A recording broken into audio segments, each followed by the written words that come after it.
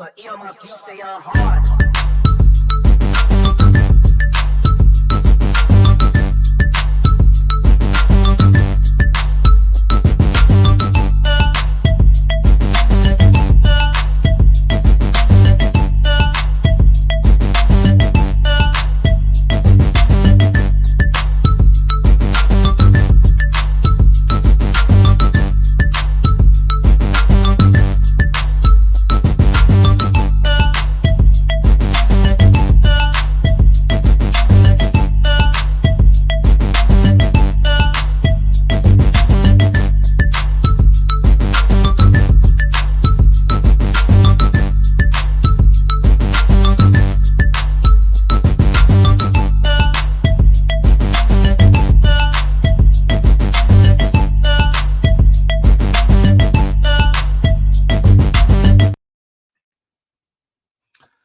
All right. Hello. Good evening. Welcome to another live episode of the BCSN SportsWrap. I'm Bryan. That's AD. I'm Bryan. What's good, brother?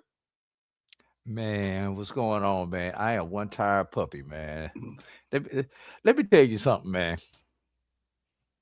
You know, we did this lacrosse event at Morehouse last week. Well, yesterday to be exact. Right. That was like a homecoming event without the support staff. And when I mean without the support staff, the level of the support staff that you would normally have for homecoming. Mm-hmm.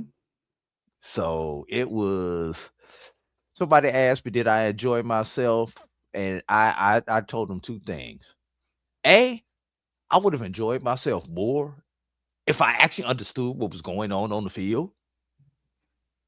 And number two, if I would have actually been able to stop to see what was going on the field to enjoy myself. Am I making sense, man? Yeah, surprisingly you are, man. I applaud you for even going into foreign territory. Yeah, man, you went into foreign territory, and you still got your smile. You got two hands, you got 2 feet, and you still got a job. So I mean, that's a win. It's a win, right? Yeah, yes, sir. But yeah, I understood the basics of lacrosse going in, but when they started throwing those penalty flags in the men's game, like it's football, and then they started, Bryan, have you ever heard of a green card? And I don't mean what ICE is going after people asking for. Yeah, I've heard of a green card, Drew, but not the kind I'm talking about. That kind of green card, huh? No. Okay. No. Like, where are you going with this? I was just gonna sit back and wait on that one. Yeah. Okay. First of all, when they throw in the men's game, when there's a foul, they throw a flag just like you do in football, correct? Right. Now in football, they just toss the flag to the ground at the spot of the foul. Mm-hmm. I'm getting to that, G-Boom. So in lacrosse, they throw that thing about 20, 30 feet straight up in the air to let everybody know that there's a foul. No matter if it's what we would call, using a basketball term, if it's a touch foul, mm-hmm. or a real flagrant type foul. You know what I'm saying? Mm-hmm. One referee threw the flag so high up in the air on what they would call a common foul. You stop erosion. I'm sorry. Go ahead.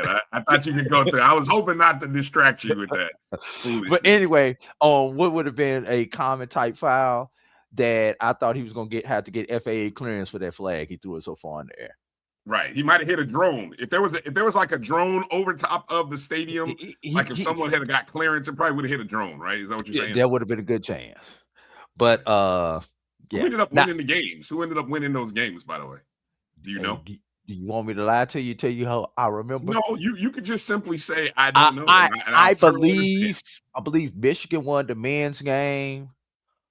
Army won the second women's game, and to top it off, Bryan, the second game went into double overtime.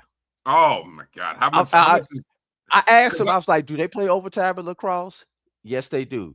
Is it like a shootout or something? Like, no, they play until they have a win. It's sudden death. oh, sudden death. So it's like Sudden death however many minutes for overtime. overtime. What are they play in halves, right, or quarters? No, 4 15s, So it's just like a football game. 4 15-minute quarters. Yikes! And then the overtime is what? 5 minute 5 minutes. periods. 5 minute periods until they got one. And the second over, it was one in the second overtime with 3 seconds remaining. Wow. Goal. Yeah. One Getting goal. back to my green card though. Yes. Back to your green But card, not a please. green card. Yeah, What a green card is green in card lacrosse. in Yes. lacrosse. Right. Obviously, if you anybody who's done anything like soccer, you've got yellow cards and red cards in soccer, correct? Yes. Yes. That's what Okay. I've been told. Yes. So the green card is the lower level of a foul. Basically, the green card is given when a foul occurs outside of the scoring zone. And those of you who think about hockey, think about past the blue line in hockey, Oh, or in the box in soccer. yeah. Whatever. Okay. Okay. I can't. I hate trying to Okay, figure out hockey Brian, rules. But go ahead. Go basketball. ahead. Keep going. Basketball. Yeah. A green card in a basketball reference would be if the foul occurred outside of the 3-point line. Just a common foul outside the 3-point line. Oh, If it okay. occurs inside the 3-point line and using a basketball reference, it's a yellow card. Gotcha. Yeah. All right. And then the red card is just like it is in soccer and other sports that use red cards. Those will be for the more egregious, flagrant type of occurrences. G Boom out here acting like he's not lost either. But go ahead. Go ahead. I mean, I I'm with was there and I was lost. you. Yeah. And Wow. and those folks was like, and I kept asking the people who was doing the stats and everything else. I'm like, all right, child, I don't want to sound like the lacrosse novice, but I need y'all to help me out. What just happened and why? So I looked real African American out there. No, you look like somebody who didn't know what the hell they were watching or what the game was. So, I mean, hey, I mean it is what it is, And right? let me see if I can pull up a couple of photos. Well, we got a lot to get to today, Drew. Man, we have so many things going on, and I don't think we will make mention, but maybe for this much time in referencing football, maybe about this much football talk on a busy day like today, because we got all kinds of stuff worth talking about. Of course, we got all kinds of basketball news. We've got conference tournaments. We've got rankings. We've got games. We've got unbelievable finishes and outcomes. We got some streaks to talk about. We've got track and field indoor championships in, I believe, three of the major 4 or 5 conferences. I say 5. But we've got track and field indoors, which have been going on last week, this week. Baseball, there's some baseball going on. Who was it in the chat that said they want to talk some baseball? I don't even know what to tell you about baseball right now because of all the stuff going on. I mean, baseball kind of got lost in the weeds this weekend, I think. There was very little social media coverage of baseball, but, we'll talk about what we can find and talk about. Softball is going on. You got outside of the HBCU sports world, which I think we're all watching maybe to some degree, Olympic hockey. I mean, the only time a lot of us care about hockey is during the Olympics, during the Winter Olympics. We did something which hadn't been done. Fascinating to me, Drew. We did something that hadn't been done since 1980 today. I did not know that. I did not know it had been 46 years. Almost to the day, right? I had no idea that Olympic hockey had done what it had done. So we got to, there's a little bit of that. But all right, so back to Drew and his story time with Drew. What story we got, Drew? This is anybody who's been to Morehouse, this is the hill at Morehouse. Tailgate Hill, as they like to call it. just kind of showing a little bit of the crowd. Folks do tailgate. Yeah. What was the official attendance? Up in The announcement the official attendance was? Game 1 was just shy of 5,000. Game 2 was right around 2K. I can't remember. I think it was just under 2K. And then by the time we got to the last game, may have been about 800 people left. And just describe the weather again, because it did look like it was kind of rainy. You didn't get a sunny, bright, It was kind of rainy. day. It stormed before the game. Wow. Okay. So and that definitely affected attendance. All right. So the skies finally cleared up about 11:15-ish or so. And I think we started with about a 15-minute delay. The jump that was scheduled with the retired military people had to be canceled due to weather.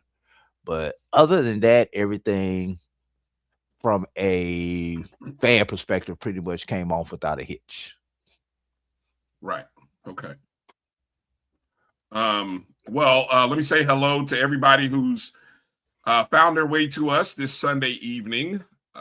The folks watching on any of our social media platforms, you might be watching on Facebook, Black College Sports Network, or the SportsWrap Facebook page.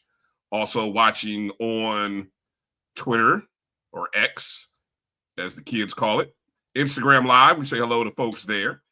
And of course, on YouTube, our good friends on MyJBN Online, where you can join and be a part of the Black College Sports Network's YouTube page and provide monthly support. It's much appreciated, much needed. Or you might be watching on our SportsWrap YouTube page as well. You can always make a donation to the show right there on the Cash App symbol that you see on the screen bottom right. Okay, so while we are making the commitment to kind of be out by 8, which those of you who are regulars of the show are probably just laughing at it as I said that, we are making that commitment today. We got to be out by 8, 8 Eastern, 2-hour show. So we'll do the best we can to get in and out of things. We're not going to get out at ish o'clock. Yes, no, not ish o'clock. We're on a countdown, so we got to make sure we hit all the breaks and do all that other stuff. But, last week, Drew, we brought up some interesting basketball facts, and we were talking about streaks, and we eventually were talking about one of the worst streaks happening to date in college basketball. And it involved Mississippi Valley State, who's no stranger to bad streaks, winless conference seasons. I mean, it seems to happen more than probably it should, more than the norm.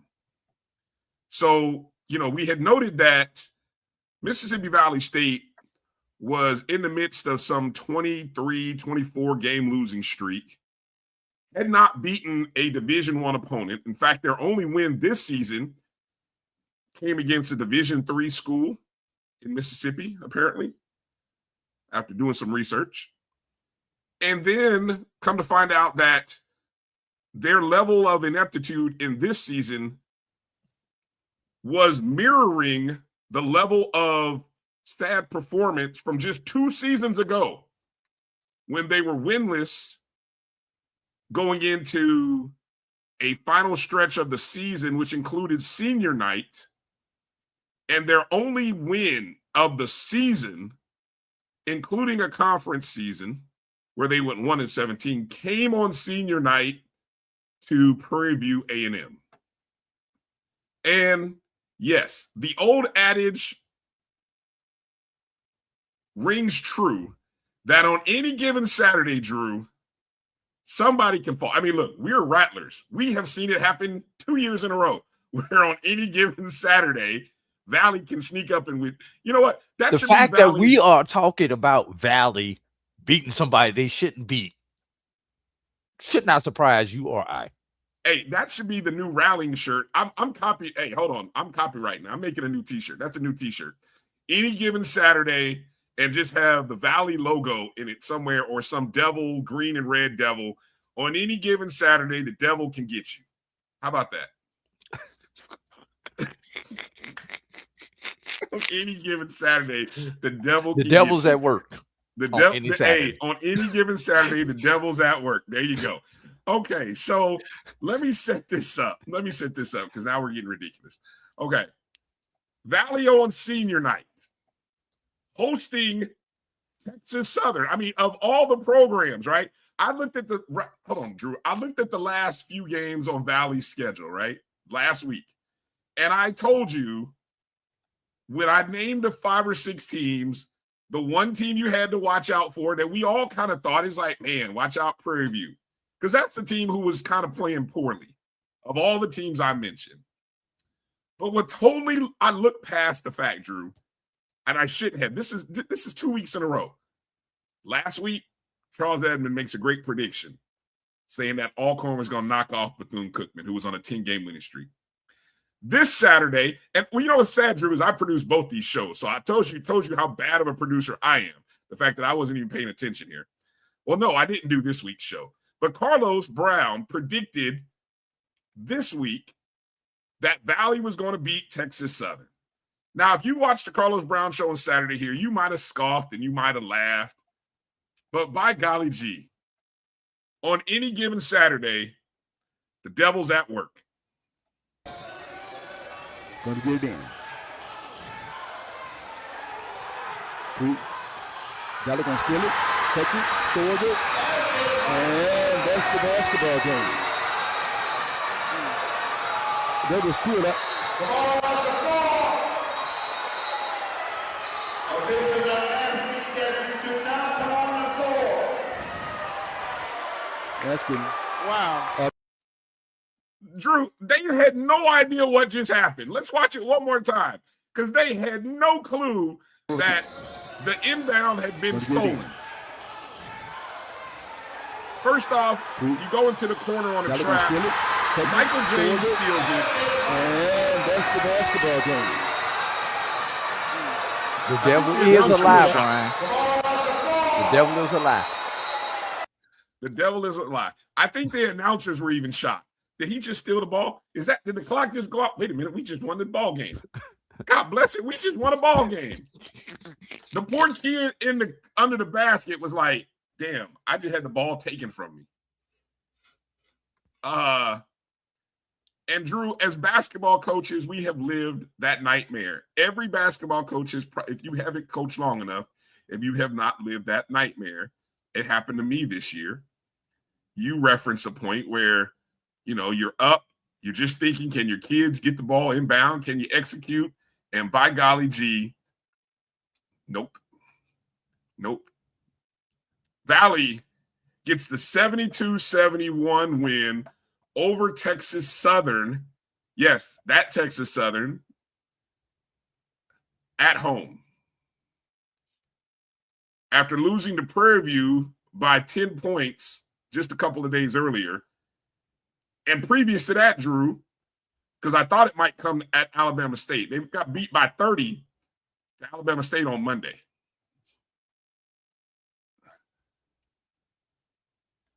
Mississippi Valley State, I'm looking at the standings. 1-13, 2-26, snapped a 25-game losing streak. Golly gee.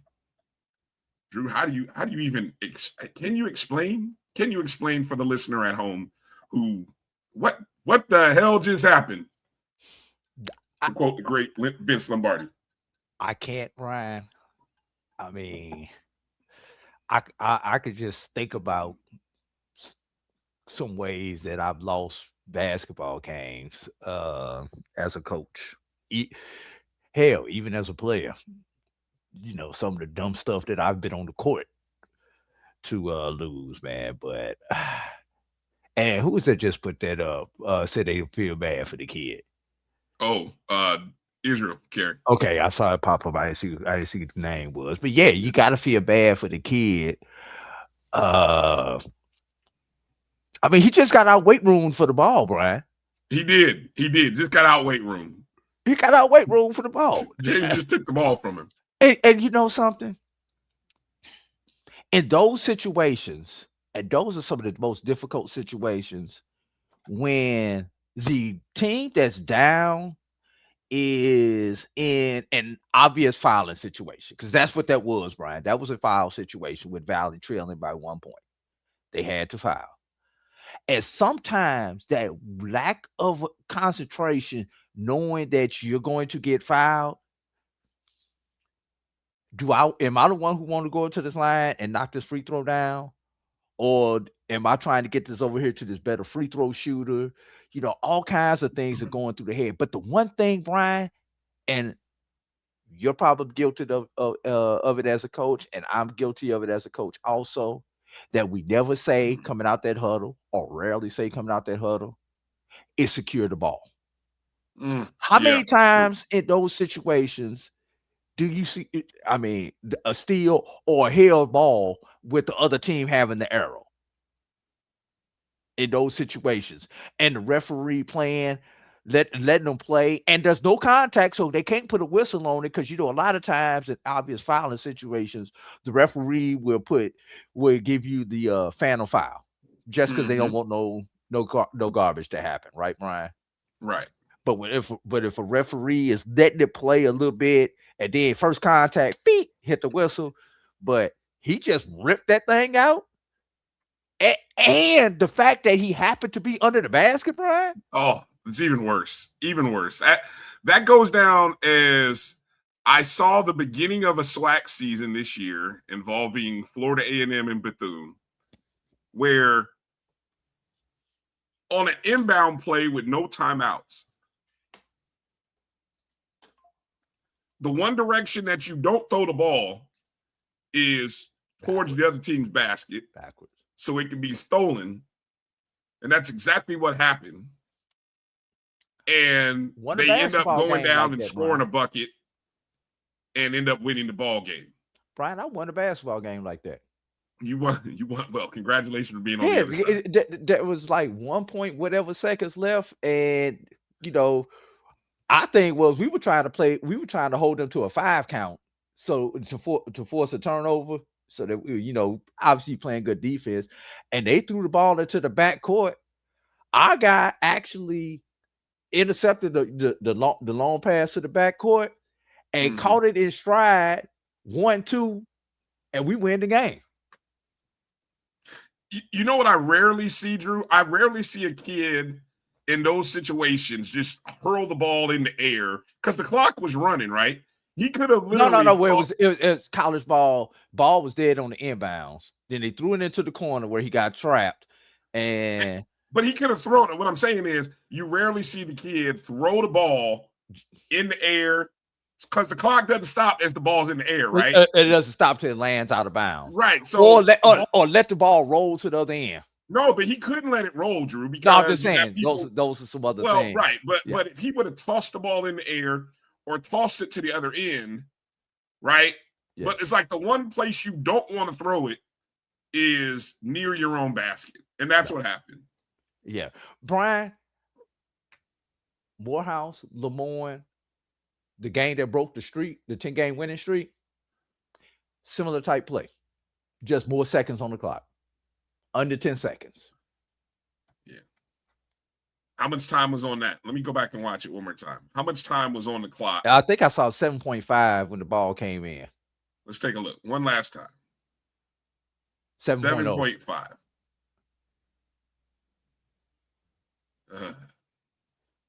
See, right there, and I'm not going to get critical, but he shouldn't have put the ball on the ground. He should have just held on to the ball and just took the foul.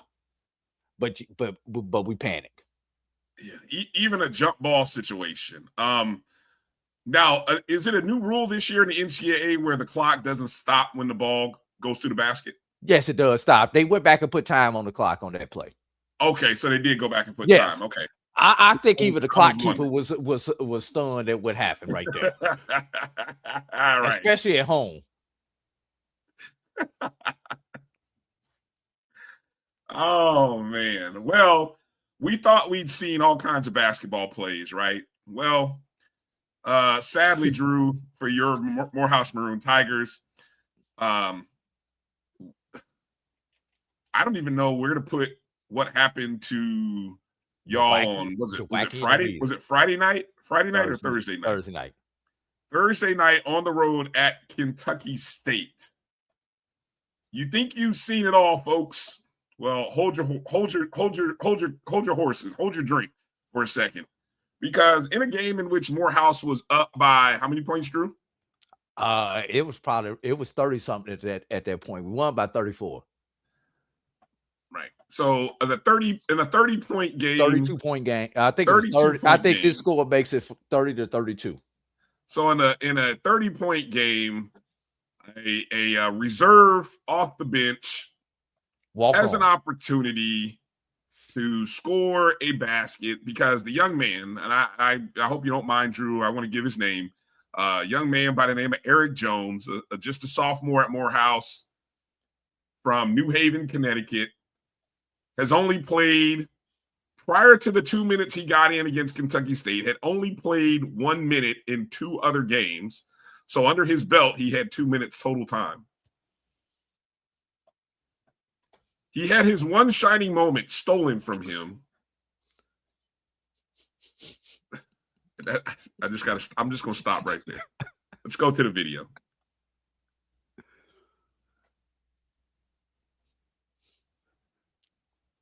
His one shining moment is stolen away by none other than Tyrone Biggums, who scampered off out of the building to possibly go smoke some crack. I don't know. I don't want to say all that, but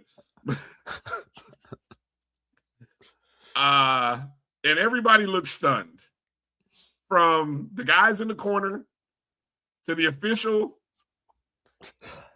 to the opposing to the home team. Tyrone Biggums. That was not Dave Chappelle, by the way. That was the real Tyrone Biggums with the red hat and all. And everybody just kind of stood there like, I mean, what did you expect us to do? Oh man, that poor Mr. Jones. He was 2 for 3 on the day, so he did score 4 points in the ball game, and that basket did count, by the way. Wow. I just can't. What the hell is going on? And the jokes are going on in the chat.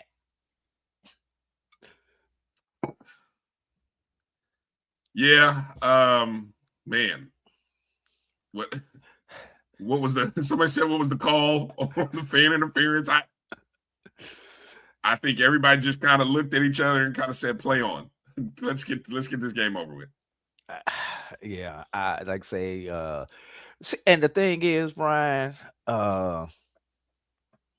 let's take the laughing with you or laughing at the event out of it for a minute. Let's just talk about let's be serious. Let's talk about the serious point. Let's be serious right now. You've got a kid who was gathering for a potential dunk attempt. Yes. And he knows the other 9 players are behind him. All behind him. And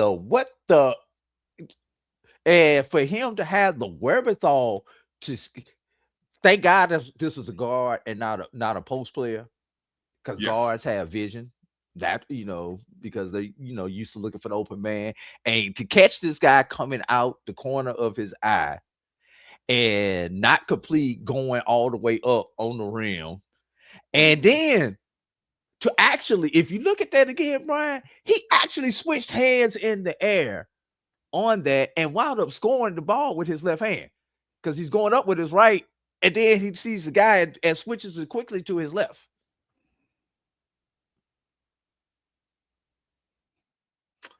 And for there to be no contact. No contact, right? Yeah. Where thankfully no neither contact. one of the young men got hurt. Yeah. You know, that could have been an ACL, that could have been a shoulder, that could have been a if there's contact and he lands on his head, we're talking about a possible concussion. There was a lot of things that could have gone wrong on that play. And I said this, Brian, only at a freaking HBCU can something happen like that and you not spend a night in jail. Well, you had to catch him, Drew. That guy Wait. probably showed some 4.4 speed getting out the door. You think they caught him? Yeah, he got caught. Did he really? I mean, they didn't. I don't think he got out of the arena. I've been to that arena. It's not like the easy door to is get right out there. of. Yeah, I've been to that arena. I was Wait a not at. minute. First of all, I was not at that game, Okay. but I've been to that arena. And it's Okay. not like the door where he ran out. That's not the exit. Okay, see.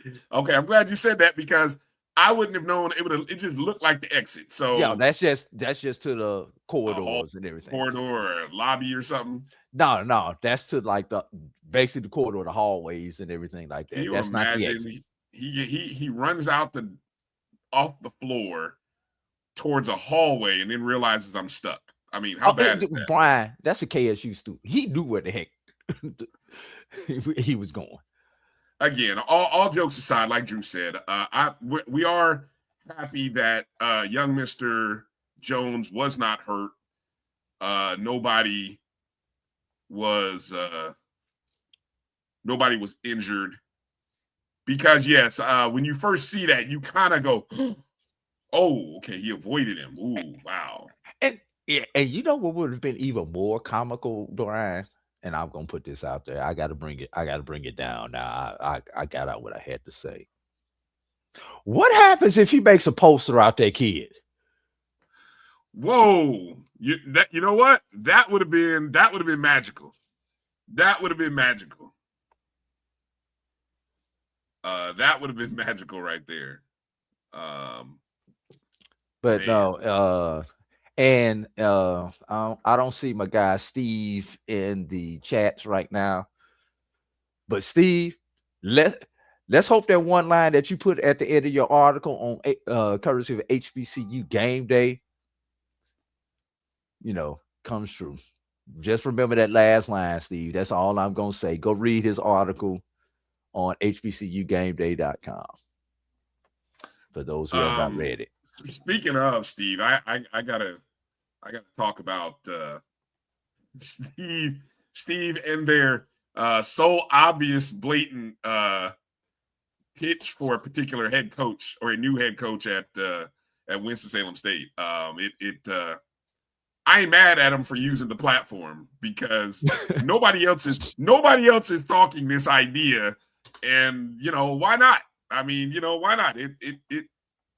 I don't blame him for throwing the name out there. Hey, should Chris Paul consider being the next coach of Winston-Salem State? I'm like, hey, look, y'all are Winston-Salem State grads. Him, Tolly. Why not keep it going? I mean, shoot. And Chris Paul is a Winston-Salem State grad. Exactly. So throw it out there and see, look, they're NBA stars coaching at HBCUs. I mean, our university, there's 3 in the SWAC. So why not? Brian, let me ask you a question. Why don't we talk about the celebrity hire when it comes to basketball coaches, but we all on top of it come football coaching time? What do you mean? The celebrity hire, the NFL guy, we all talking about, what about the guys who come up through the ranks, not coming up through the ranks because we're going out and hire these celebrities with no coaching experience. If this was football, that's our conversation. Basketball, yeah. Go find your NBA guy. Yeah, go find your NBA guy.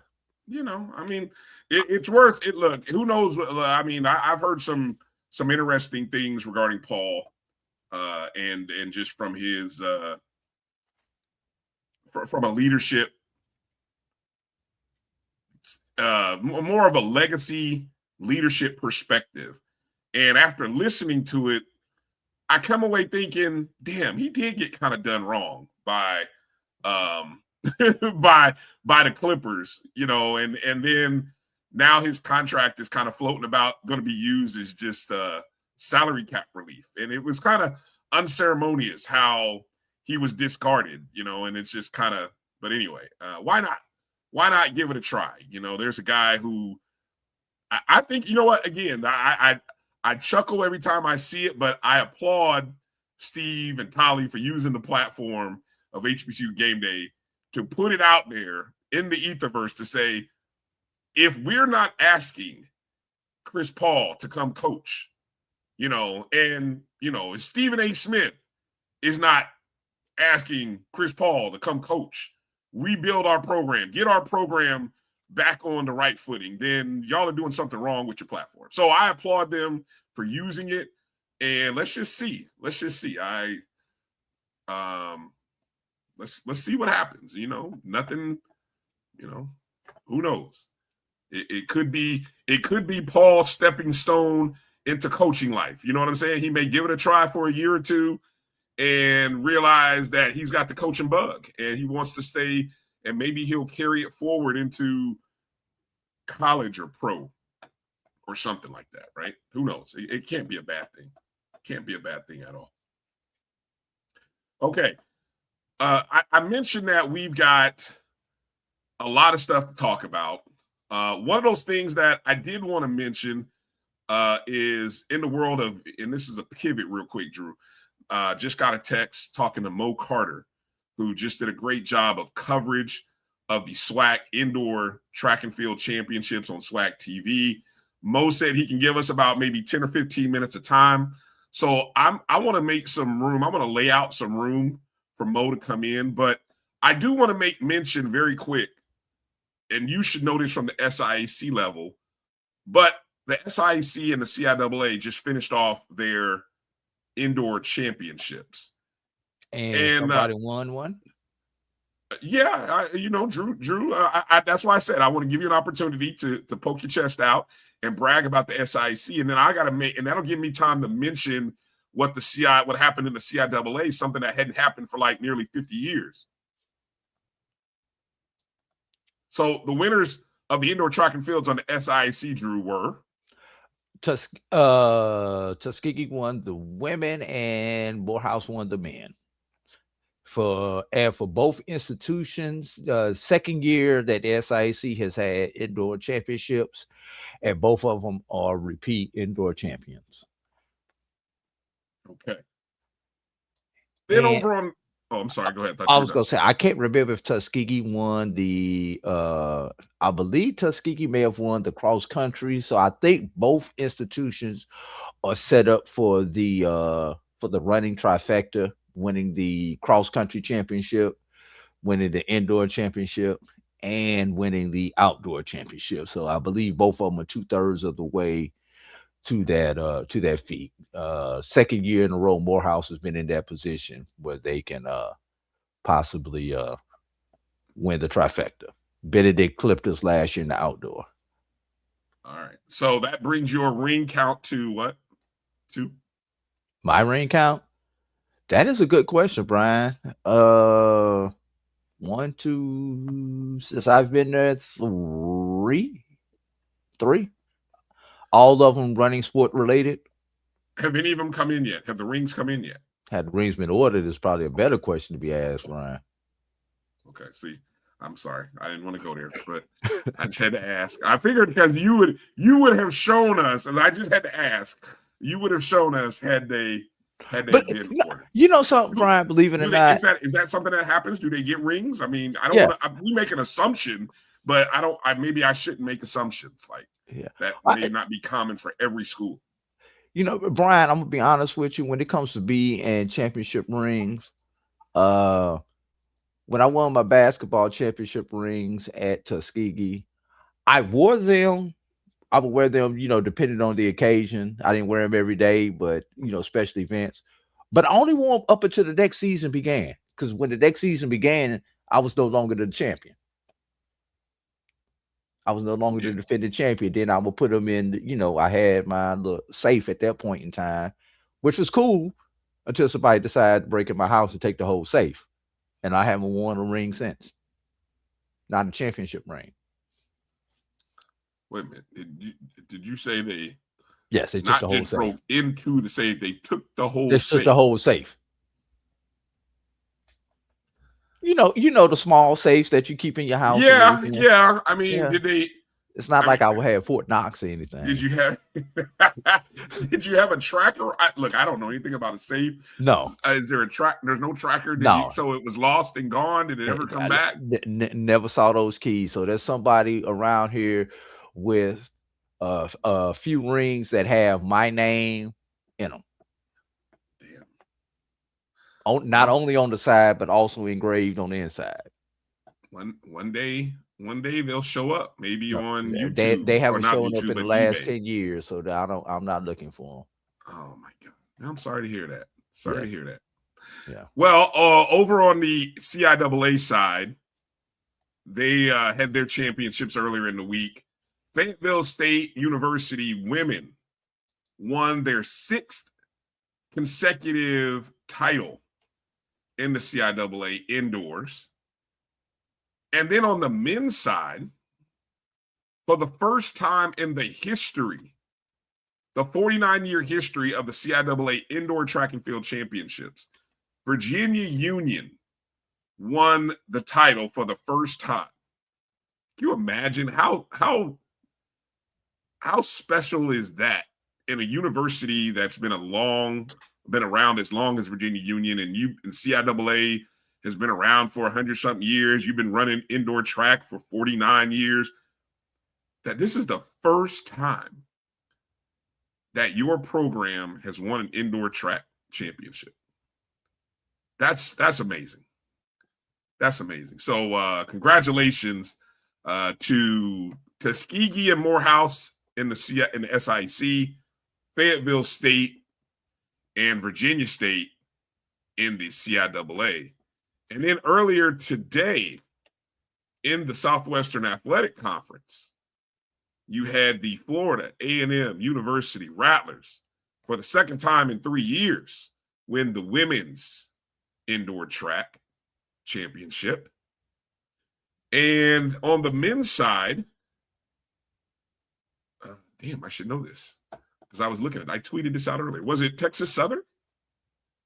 Sad I don't know this. How do I not know this, Drew?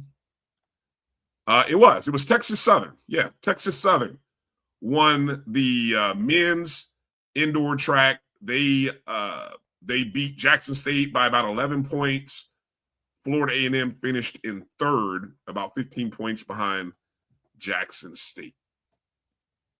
So congratulations to Texas Southern. Congratulations to FAMU. Thank you, Dave. And then over on the CAA side, the A&T men won the CAA championship for the second straight season. Yeah, good stuff.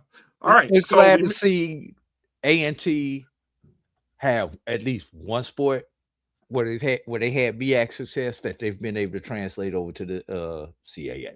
I'm sorry, Dave. I had to get that one in.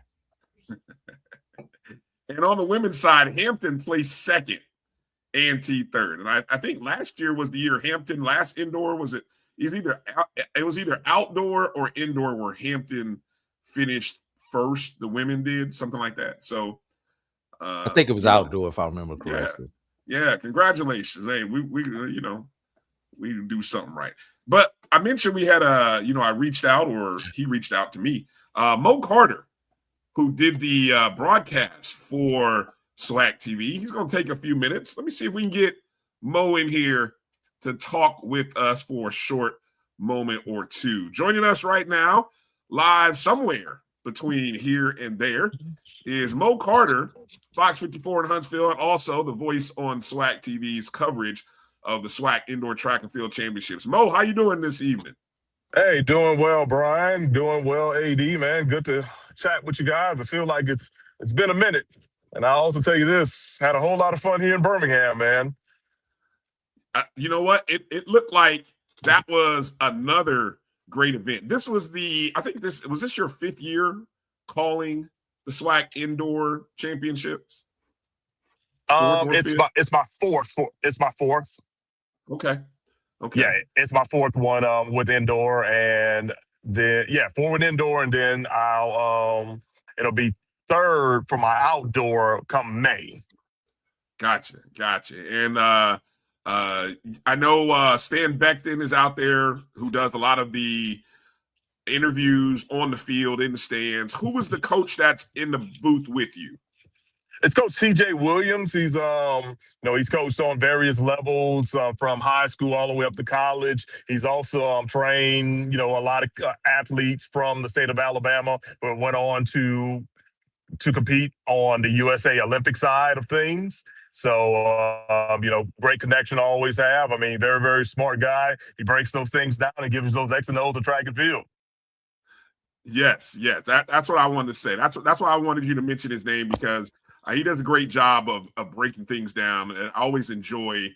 There is right now the best theater is Sunday around 3:00 on the last day of either the indoor or outdoor. The theater is the drama is so good. It's so good for TV. Without a doubt, man. Without a doubt. Because, I mean, at the end of the day, you start to look and see what those scorecards are looking like. If you're a team that's in the running, for sure that you got those extra opportunities. If you're a team that may be down lower in the rankings or whatever, you have a possibility of knocking out some opportunities for teams not to actually finish. And of course, once again, on the women's side, we had a situation where it comes down to the last race, the 4x4, which is by far not only the most exciting race, but also the most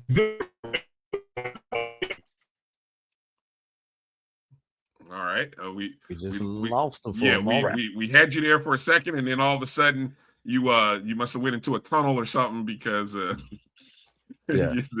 we lost you there. But we still got you there with us, Mo. Hey, can you hear me? Yes, we got you now. You there? You were talking about the 4x4.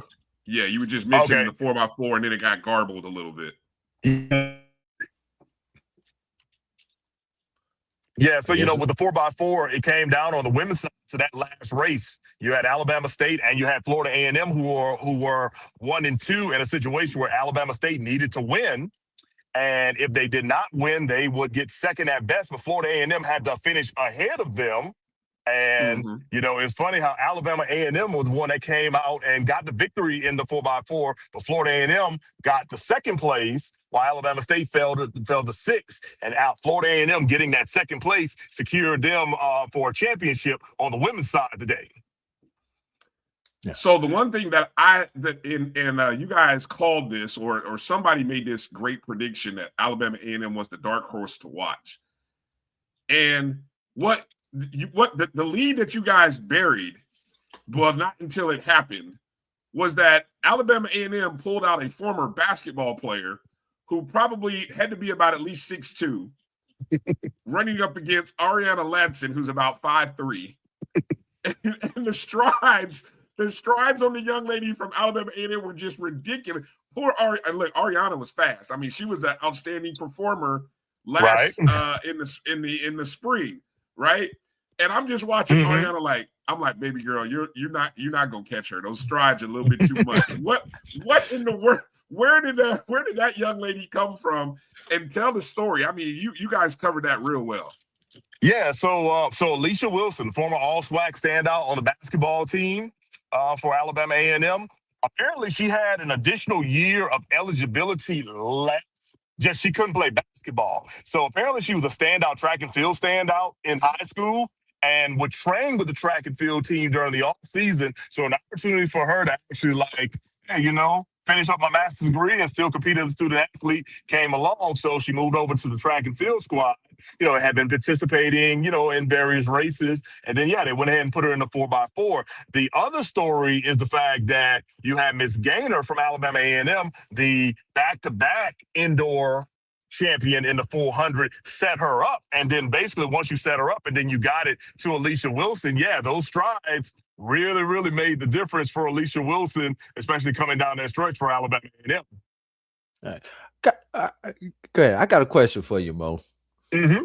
As you're sitting up there, you're covering the events at the track meet, and most of the time in your position, they're covering the races, primarily the sprints.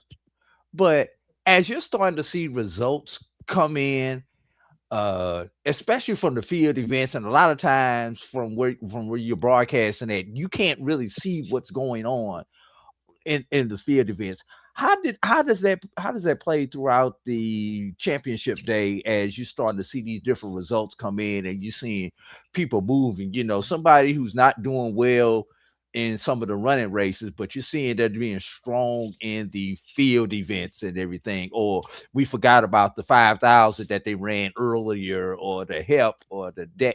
Well, not no deck on the indoor, but you understand what I'm getting at, those hidden points that a lot of people don't see. Because everybody, like you say, 4x4, the 100, the hurdles, those are things that draw the eyes. But it's those other events that actually win the championships.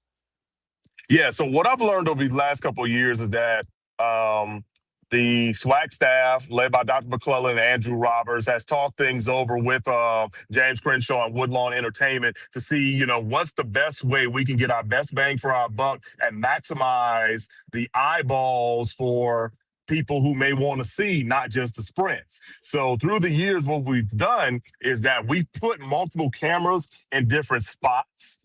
And James has the ability now to do double box, triple box. So we have situations where if you actually go back and watch on Swag TV in the early standpoints, we were having sprints going on, but we also had in another box triple jump going on.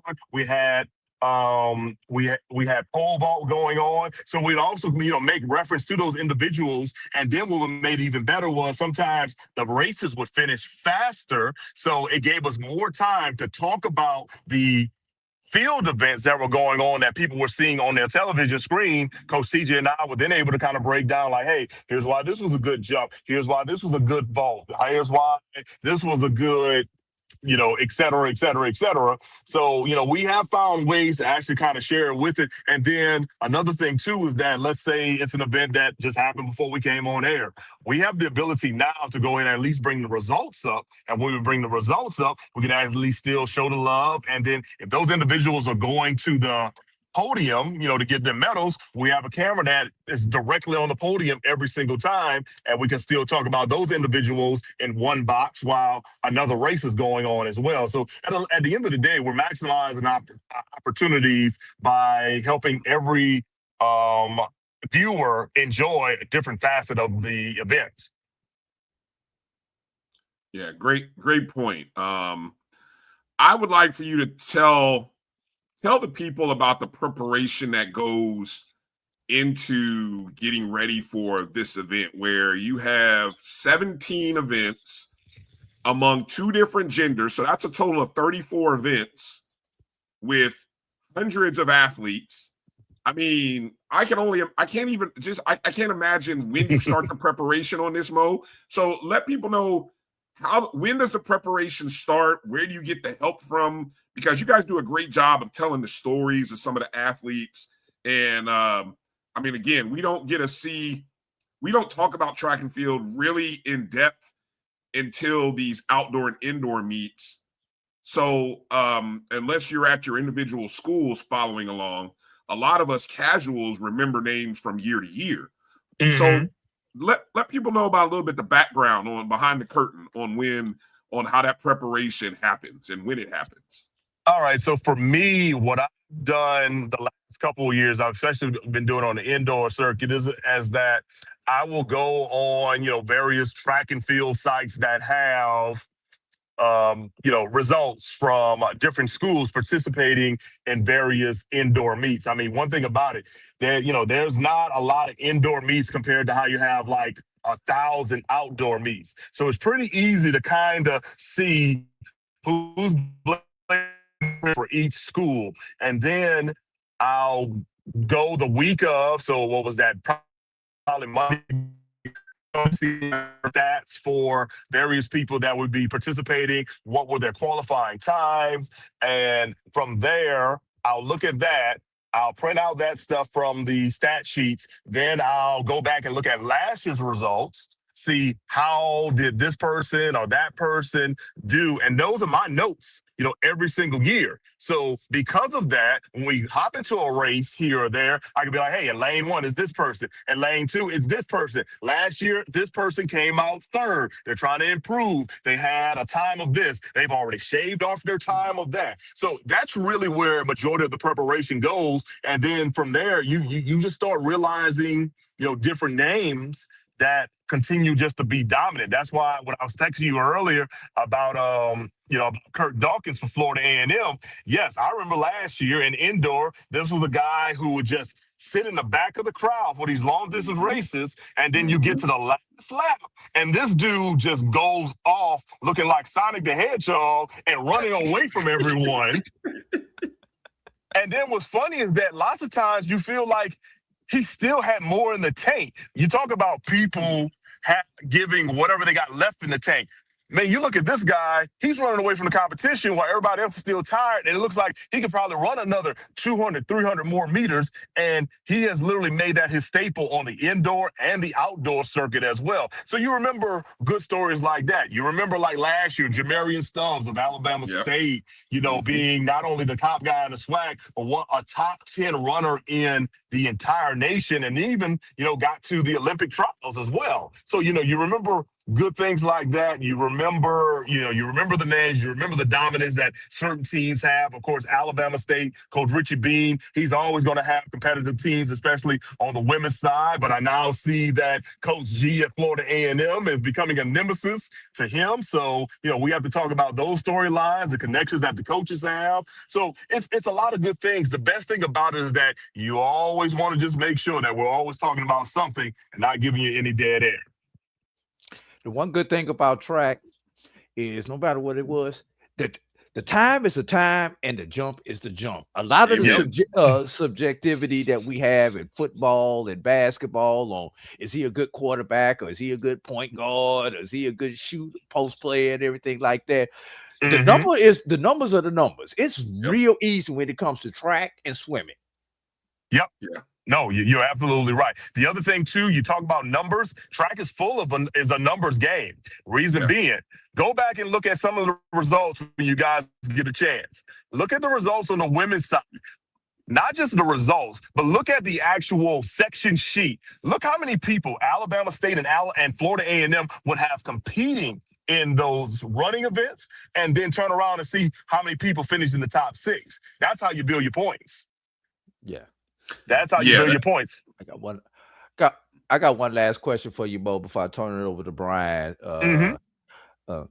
Of those, because I haven't had a chance to look at the results, how many people, as a result of this meet, men and women, did you see that have made the qualifying mark for the next round? And I'm not sure if Division I has regionals or they go straight to nationals, but how many people have met those qualifying marks that you were able to see? Were you able to get that information? I think Coach TJ said there was at least 4 that made qualifying marks coming into the races just in general today. Of course, we saw a number of SWAC records fall as well. So, I literally will have to just go back and just double check it just in general. There are no regions for individuals. So basically you have to be in a certain percentage top wide to go to nationals. Now, of course, outdoor, you do go to regionals and, the champion. So that'll be a good thing. But I think he said it was at least 4 student athletes on the track, both men and women. So, that's always a solid thing. And of course, who knows? Somebody may not have had their best at other in other conferences, and then that may open up a light for some individuals who we saw in action today. Because I believe you can qualify for nationals outside of the SWAC tournament, correct? Yes. Yes, sir. Yes. As long as you've met that qualifying benchmark, whatever it is, and it moves ever so slightly based upon different races because as the results get compiled throughout the throughout the indoor season or even with the outdoor season. You've got that number. Then as they start trying to fill out the heat sheets and fill out the races, they may take a few more people. So you've got, you have to understand how they do those qualifiers for a track, though. But that number is not a hard number, a hard line number, basically, when you see that qualifying mark. Yeah, and another thing too, AD, I'll add to kind of just back up what you were saying, Brian. To answer your question, a big thing will be, hey, as I mentioned, a lot of these schools participate in other meets against like bigger name programs and whatnot. Sometimes they have their PRs against those big time programs, and then boom, that sets them already up to where the rest of their season, all they're doing is working to get better so they can already get to nationals because they've qualified for nationals already. Right. We've seen that on the Florida A&M side, just to kind of mention that.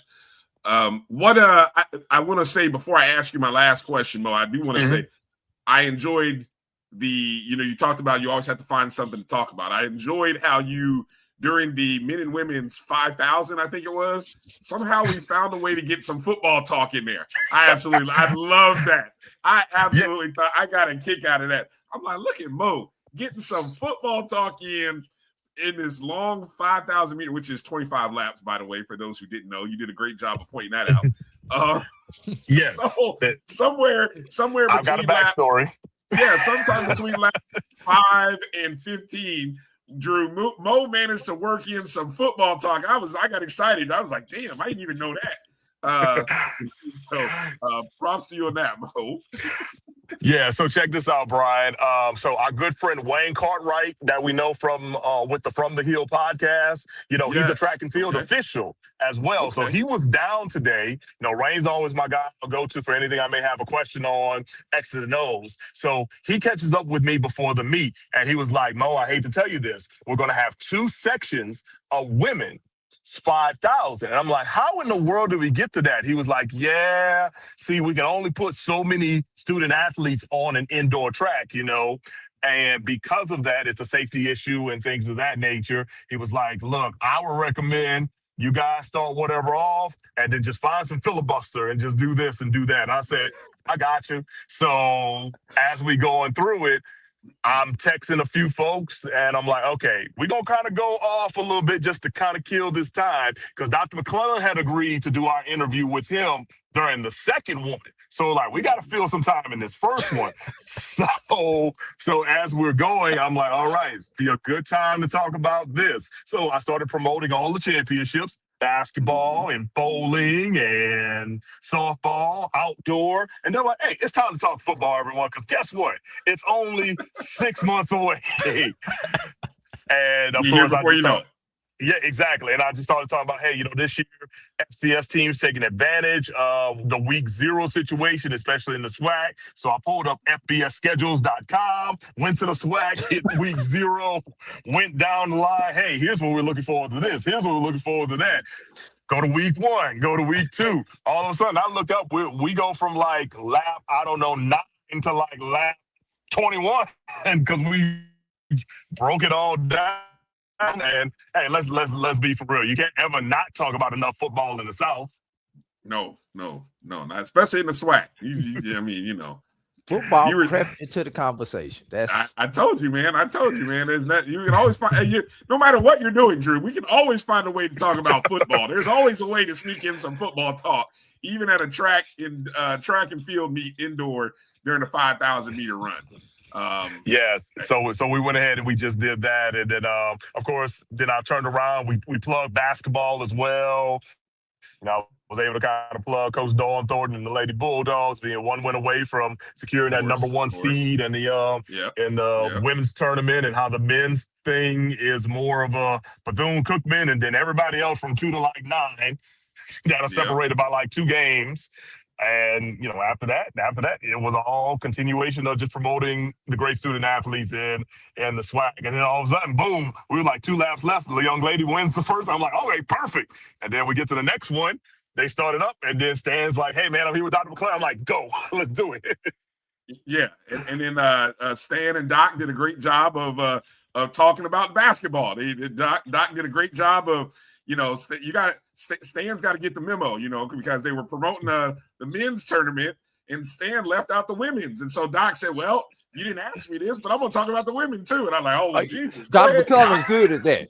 He is. He is. Yeah, he's great at that. He's like, well, Stan, you missed the memo that we need to talk about women's basketball here. So let me go ahead and help you out there. That was genius, man.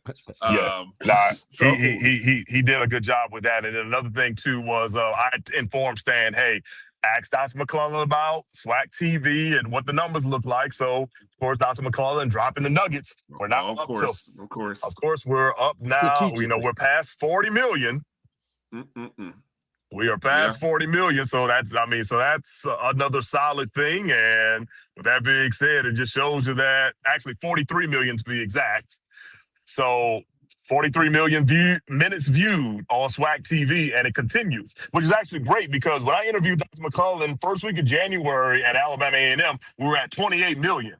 So 15 million minutes have been watched in about a month and 3 weeks. Wow. The one nugget that I found interesting during his interview is he mentioned that the some 2,000 events across, the SWAC inventory of games, and he mentioned that they were ahead of pace, and that he mentioned his goal for next year was for 80% of that number to be on SWAC TV. I thought that was interesting, and he felt like, given where they've been able to move this year, that they might actually hit that mark next year. Yeah, and I think it could happen too. I really think it could happen primarily because now you're at a point where you realize, okay, cool. We know ESPN has got to do what they need to do, and HBCU needs to do what they need to do. Once they make their selections, the conference office is ready to go ahead and just fill everything else they need to fill in with events on SWAC TV. And I think they're also putting the pressure on ESPN and HBCU Go to say, hey, get your stuff out of the way so we can plan the rest of our stuff and then keep it moving. Yeah, it really does. And, as more schools, as it was stated, get their, the conference, it sounds like the conference is going to be doing things to help those schools who haven't been able to get all of their inventory up on SWAC TV. It sounds like that the conference is willing to do some things to help those schools, which I was happy to hear. And I look forward to a more robust schedule, a more robust inventory, bigger opportunities. I hope I don't have to see more commercials of the Bulldog attorney. Because I'm telling you, man, I know who to call if I get injured in Huntsville. I know who to call now, Mo. I swear to you, I know that number like the back of my hand. So props to him because boy, he caught a hold of one, man. That's if you know, you know. I see that commercial more than what I see Alexander Shinara commercials. Exactly. AD knows what I'm talking about.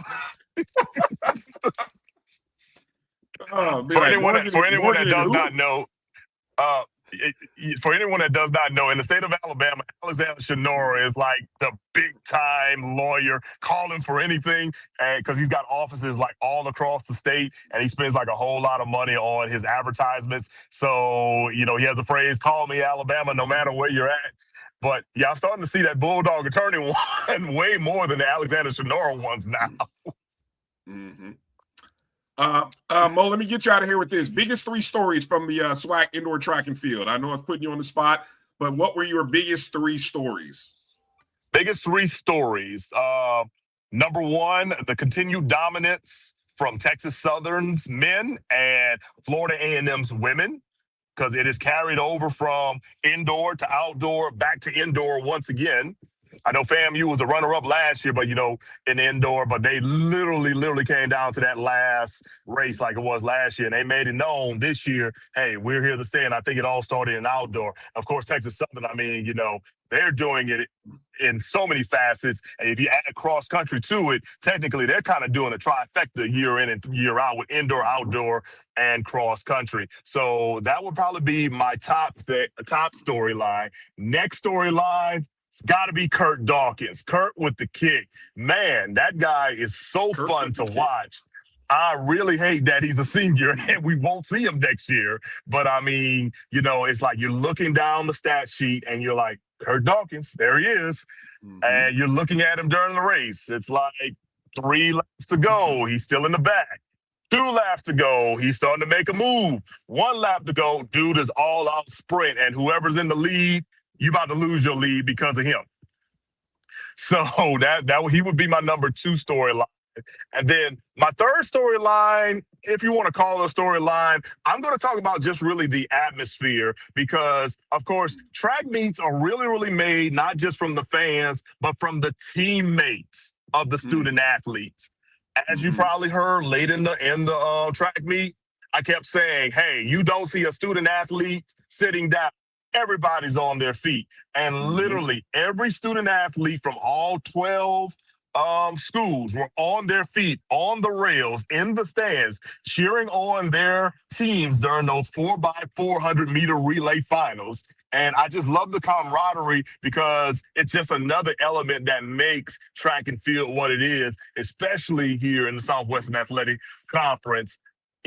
Because, let's be frank. I mean, it may not be easy for Bethune-Cookman or for MU to make a trip to Birmingham. But guess what? They got their 30-plus teammates with them, and they're cheering them on, and that makes you feel a whole lot better in the space as you're on the track. Because, I mean, the Birmingham Crossplex is not a big place, per se, so it gets noisy in there, but in a good way to where if you kind of recognize the noises from your fellow teammates, it helps encourage you to just do better just in that. So, yeah, that would be my 3 storylines. Texas Southern and Florida A&M, Kurt Dawkins, and then the camaraderie and celebrations you got among all 12 schools with their student athletes and how well they support each other, race in and race out, basically.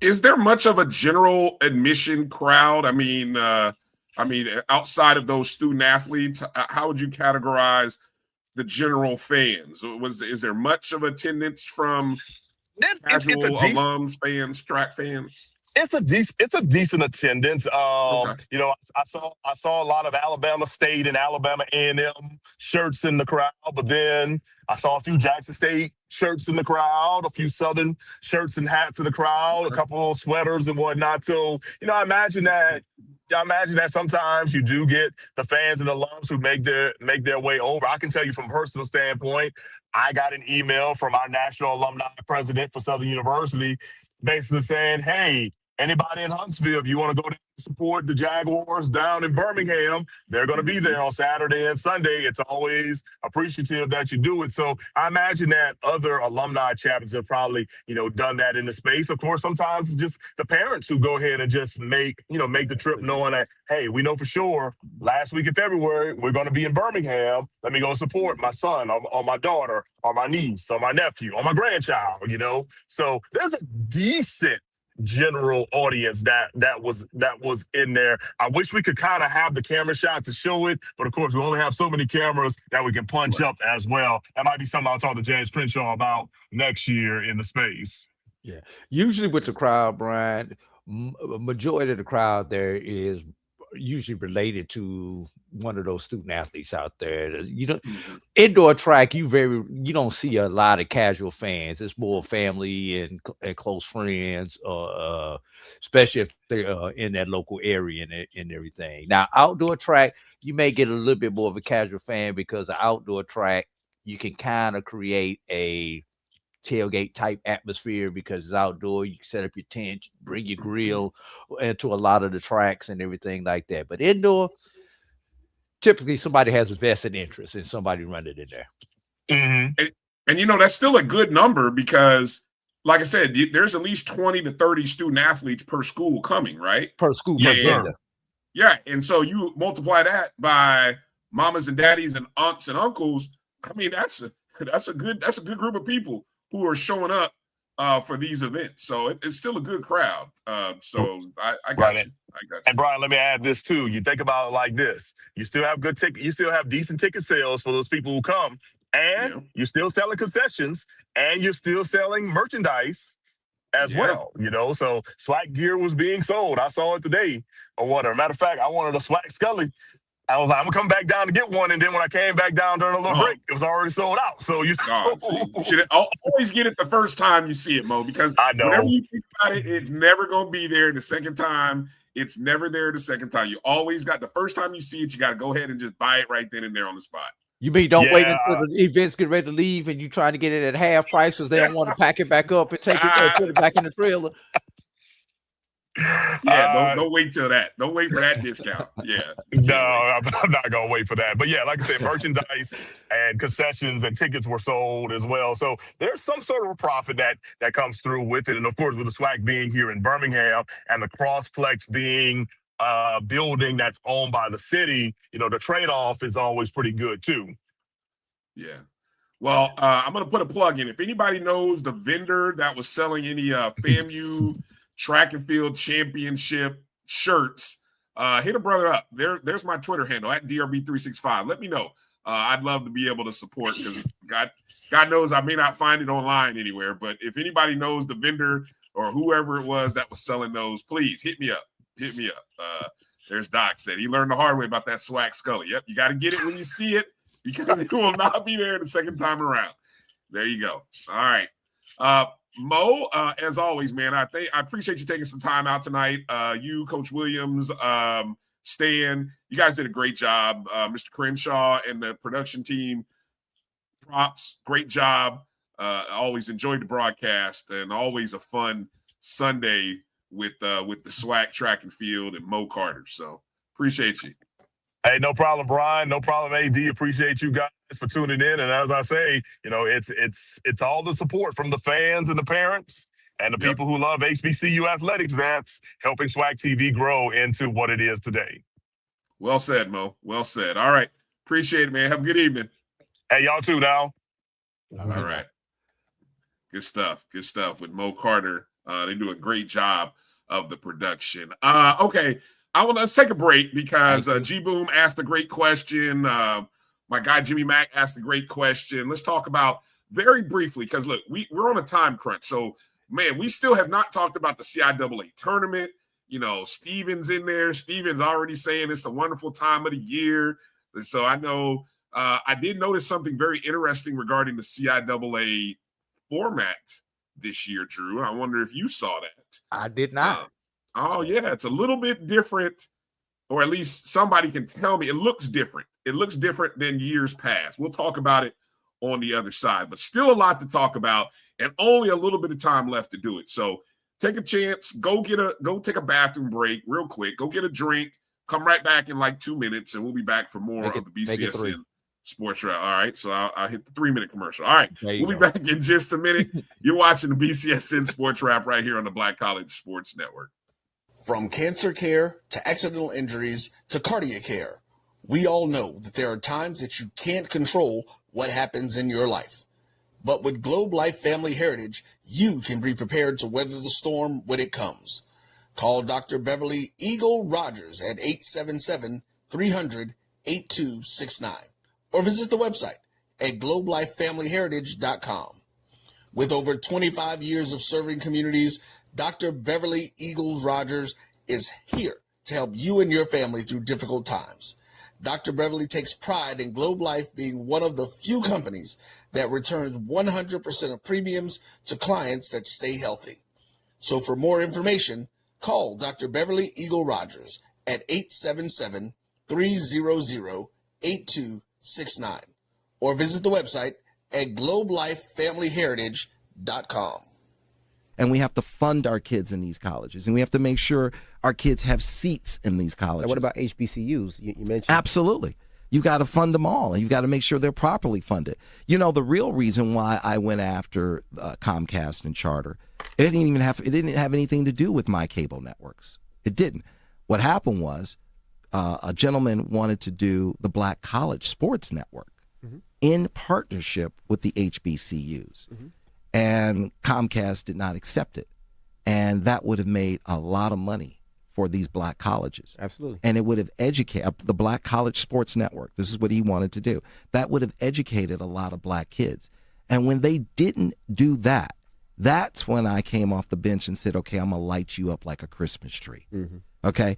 That was the real reason why I got into it, was when I saw what happened with the Black College Sports Network, which I don't own. I just knew. Why didn't you buy it? I just knew. I just knew that these black. I like that talk. Right? I knew that these black colleges were going to benefit, and these black kids were going to get the education that they deserved and not have to pay. There's a shot. It might be. It could be. Right field. Grand slam.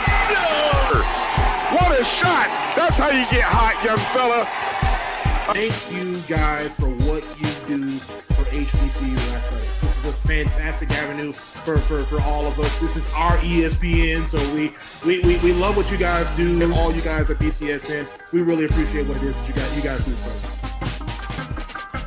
Movement, a statement, a legacy. We celebrate the pride, the purpose, and the culture that make historically black colleges and universities legendary. HBCU Image, a Kenny T's company. You're looking for the latest information on Southern University sports, the Southwestern Athletic Conference, and HBCU athletics. There's only one place to go. Tune in to the Carlos Brown Show, exclusively on the Black College Sports Network.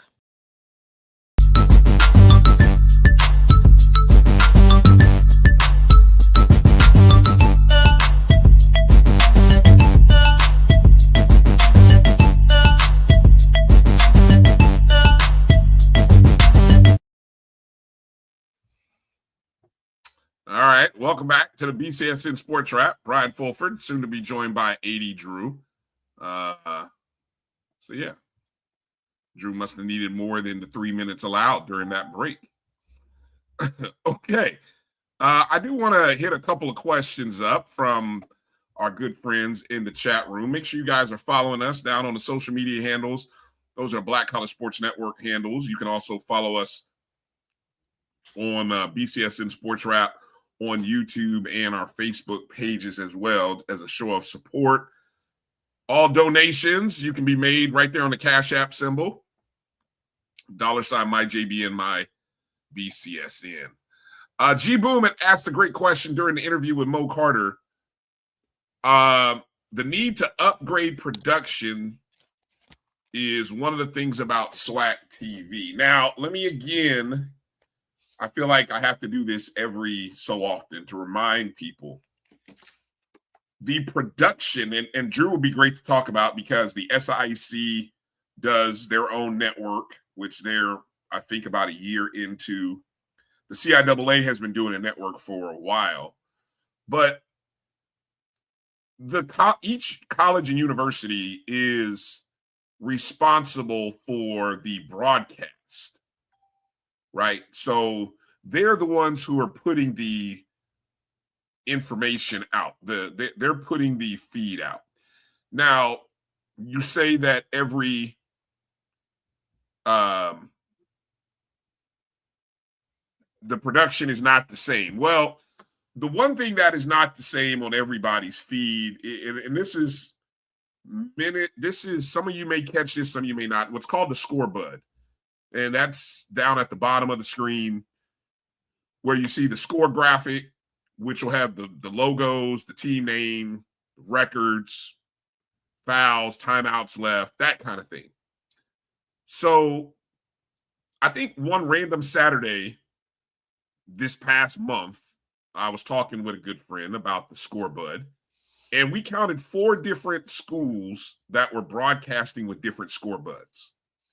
Now, the SWAC TV has a scorebud. Matter of fact, we showed that feed earlier in the first hour from the Mississippi Valley State game. That is one particular scorebud that the SWAC TV, they created and used. Everybody doesn't use that. I don't know why everyone doesn't use that, but it could be related to production. You have to be using a particular production software, possibly, in order to be able to use that bud. Which then gets to the bigger point of everybody not. Remember, everybody was utilizing YouTube and their private pay-per-view channels. Contracted out.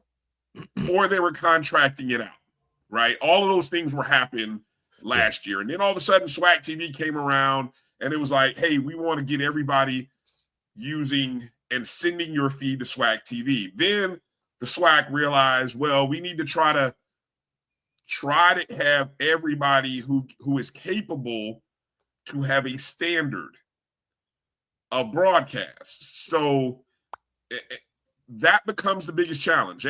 We've heard Charles Edmond at Alcorn State talk about this, because Alcorn State is one of the schools that you don't see regularly on SWAC TV. They were on SWAC TV this past Saturday because a third-party company came in to broadcast the game. But normally, Alcorn's games are available on YouTube. Yeah. And you bring it up a couple of good points, Bryan, when you're talking about that. And I know what SWAC TV is, because they're like maybe 6-8 months behind with SIAC, the SIAC network also is implementing. Right. The scorebuds. Yes, a lot of times the scorebud is a result of the software that you are using to push your broadcast with. Mm-hmm. And the three main softwares that are used to push most of these broadcasts. You don't have to vMix, get into the vMix, weeds. Production Truck, But you're OBS. going to get into the weeds. Okay, go ahead. No, I'm not gonna go deep into the weeds, but the integration of the scorebuds is different in all three software packages. Is what I'm going at, unless you have somebody who has the technical capability of creating a blank scorebud, and basically you do it as an overlay, kind of like if you take G Boom's comment off for a second. Just like you see at the bottom of our screen, that's an overlay in the lower third. That's called the lower third down there at the bottom. But that's an overlay. If somebody has the wherewithal and the knowledge, they can actually add in numbers, time, graphics, everything else into that. Bryan created this overlay. It has all the information. You could do the same thing what you see on ESPN and everything else, like that. And there are higher end packages out there that just do everything with your graphics. You can go buy a separate graphics package to supplement any software that's being used, and there is a certification that you can go out and get. That certification is not cheap, but if you actually obtain that certification, you can get paid. Yes, you can. NBC, ABC, ESPN, everybody. There is a certification out there for those who are there. But there's another piece to that, Bryan,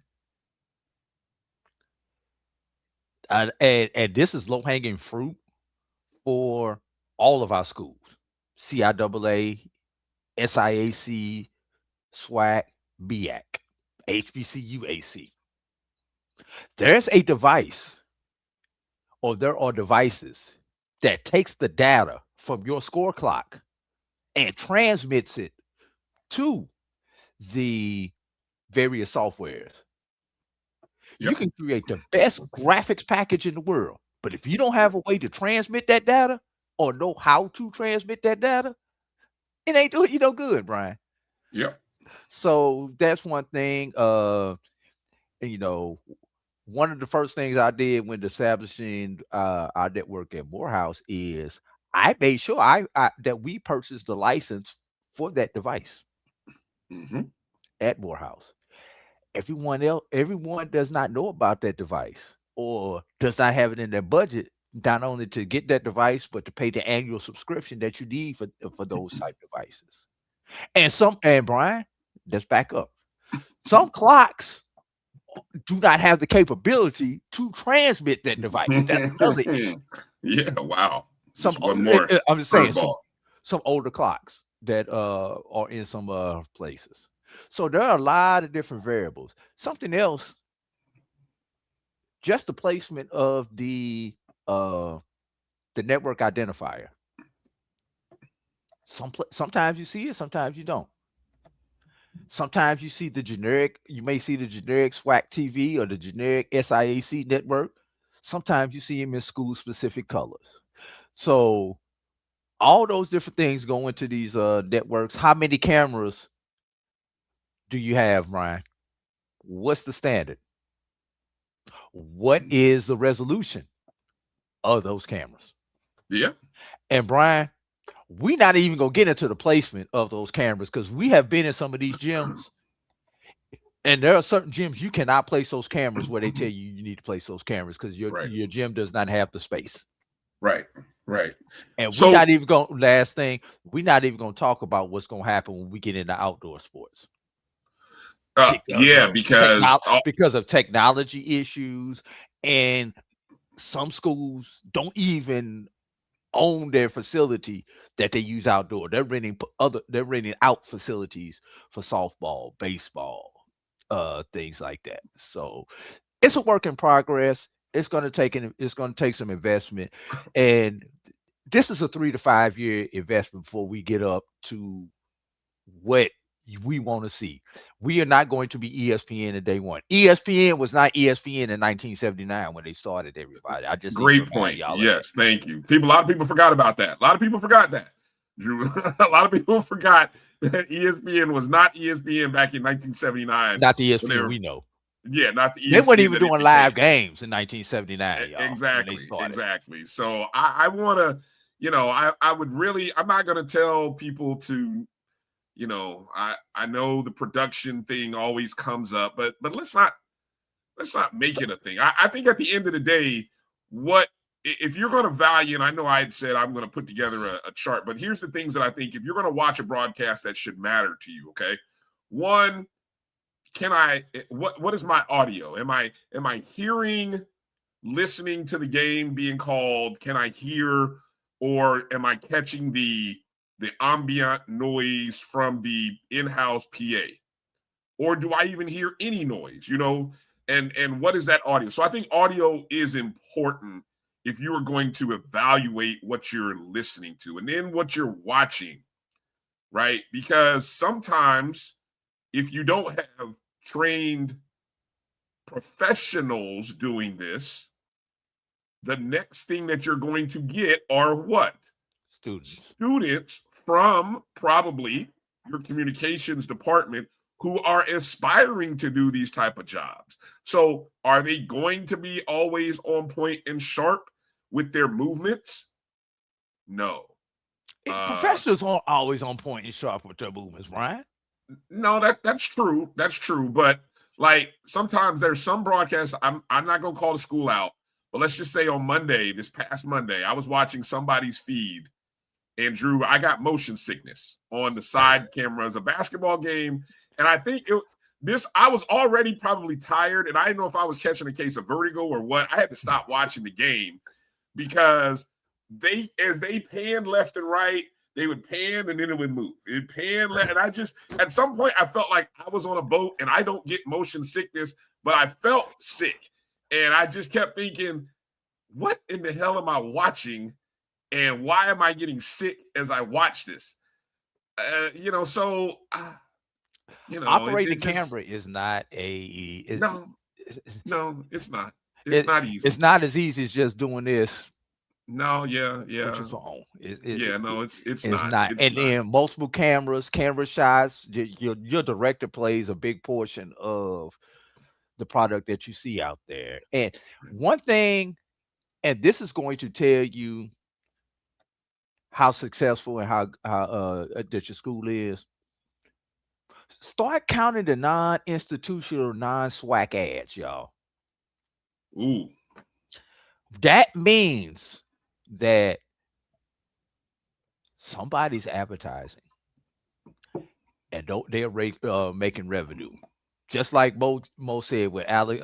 What's the one you said you don't want to see enough of? The bulldog attorney. It's a bulldog attorney. Right. I know the number. I forgot his name. I know he's a bulldog they're attorney. Alabama A&M supporter. Exactly. That means income. When you start, his commercial is everywhere. His commercial is on on non-Alabama A&M feeds. Yeah. So I'm just going to say that. When you start seeing those, Brian, that means that network is doing something because they are getting other people to invest in their either directly through the conference or through the individual school. That is ad revenue. And that is what this whole thing is about. Yeah, we know we're going to see Pepsi. Yeah, we know we're going to see Cricket, Home Depot, because those are conference deals. You're going to see a SWAC ad. Those are the corporate, right? Yeah. You're going to see an institutional ad. But when you start seeing those other ads, then that's when you know that somebody's doing something right. Yeah, let me quickly the other part of that question about why does it matter? Now, I think Jimmy Mack is asking about SWAC TV being a streaming platform and others are network platforms. Well, the goal, Jimmy, is eyes equal dollars. Watching a broadcast should not be limited to whether it is a network or a streaming, because the goal is to provide a quality broadcast that on your TV, guess what? I'm streaming network TV, the same feed that is streaming the broadcast on the national feed, right? That the capability to some degree is still there. So again, it goes down to who's producing the events. And I think that's the next step that I think is going to happen this summer, is that every conference, just like the SIDs come together, just like the athletic directors come together, the communication staffs at all 12 SWAC schools, or lack thereof, all 12. I don't know if everybody has 12. They're gonna come together and talk about how they can produce better content. And it is a challenge because so every sport has its different sightlines, its limitations. And so you got to try to work, the same setup and number of cameras for football isn't necessary or doesn't equate for basketball. And what you do at basketball doesn't equate for tennis, doesn't equate for softball and baseball, right? So it all varies. All right. So Jimmy says this question had to do with the comment about Mo having the. I don't remember exactly what he was saying about it, but I just know that the product and the inventory is. Oh, I think I know what he was referring to. Well, right now, if I recall where you were going with that, Jimmy, right now when ESPN and HBCU Go have. I don't want to get too deep in this, but let's just, for lack of layman's terms, they got first and second rights on games. And because all SWAC games don't run on ESPN, there's only going to be a certain number of games that ESPN and HBCU Go are going to broadcast on their networks. So ESPN will make the decision to say, we want to broadcast this game. And they get first dibs. So once they call and look at the schedule, figure out the matchups, and, they'll say, well, we want to call these games, whatever the pocket of inventory games is for football, maybe it's 15 games. They'll pick their 15 games. Then after they've done that, now HBCU Go will come in. And if they're picking 10 games or 12, they'll go through the weeks and they'll pick the next set of best matchups. And what that leaves after ESPN and HBCU Go, that's where SWAC TV, that's where what Mo was talking about is now SWAC TV can come in and pick up and basically say, these are the rest of the games that we want to run on SWAC TV. Right. So, yeah, I think I covered it. Okay. Wow. Fascinating conversation. I got to make mention of a couple of streaks that are happening right now in college basketball. And on the women's side, of course, we got to mention in the Division I level, what's happening with Alabama A&M. The Lady Bulldogs came into the state of Florida. Coach Thornton, she put her feet in the sand, had the toes out, and the Bulldogs were dominant at Florida A&M and at Bethune-Cookman, beating up on FAMU, I think by a count of about 15 points. And then I'm just looking here, they beat up on Bethune by 12. And so Alabama A&M has won 14 in a row. They are 14-1 in conference play. After Alcorn State's loss to Jackson State on Saturday, they have now built a 2-game lead with 3 games to play. And they already have the tiebreaker over Alcorn as they beat up Alcorn earlier in the year. And so the magic number for Alabama A&M is essentially 1. So 1 win for the Lady Bulldogs, and they will be the SWAC regular season champions. And guess who's coming up on Saturday the 28th? None other than their rival, Alabama State. Couldn't ask for a better setup than that, right? I could. Oh, you could? Should have been played the holiday weekend, but anyway. Well, the last 3 games of the regular season for Alabama A&M are all home games, where they play Alabama State, then they host Grambling State and host Southern. They're 18-9 overall. Alcorn State right now, what makes it interesting is Alcorn State, with that loss to Jackson State, have, in terms of being in control of second place, they only have a half-game lead over Alabama State. Alcorn is 11-3. Alabama State is 11-4. Alcorn State this upcoming week, Thursday, they take on Texas Southern. Saturday, they go to Prairie View. Then they finish off the season home against Mississippi Valley State and home against Arkansas Pine Bluff.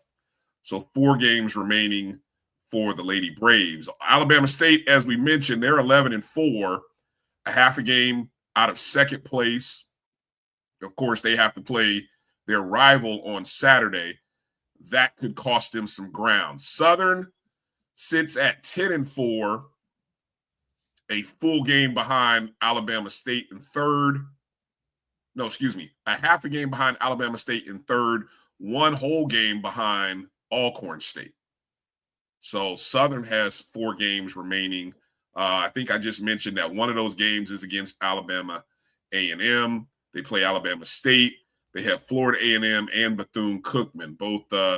So, you know, they host Florida A&M. They host Bethune-Cookman Thursday and Saturday. That makes for 2 teams who are fighting to stay in the middle of the pack. So, you know, those aren't gimmies for Southern. And I know Southern lost to FAMU. I don't know if Southern, let's see, if I'm looking here earlier, they did beat Bethune-Cookman. So, of the remaining schedule, I say Southern probably has the hardest schedule in their final 4 games. Prairie View is still 0-15 in conference play with 3 games to play. So if you're looking at the world from that spectrum and seeing will somebody can another winless SWAC team end their losing streak? Well, Prairie View A&M is up. The other long winning streak belongs right here to a school on the Division II side in the SIC, Drew. And it belongs to the Edward Waters Tigers. I wonder if Coach Green's still in the chats. He was earlier. I know he popped in I there. saw him earlier. Yeah. And we're gonna see between you and Miles who's gonna be the better ranked team this week, Coach Green. Yeah, Edward Waters, just kind of reading some info put out by my guy, by Ja.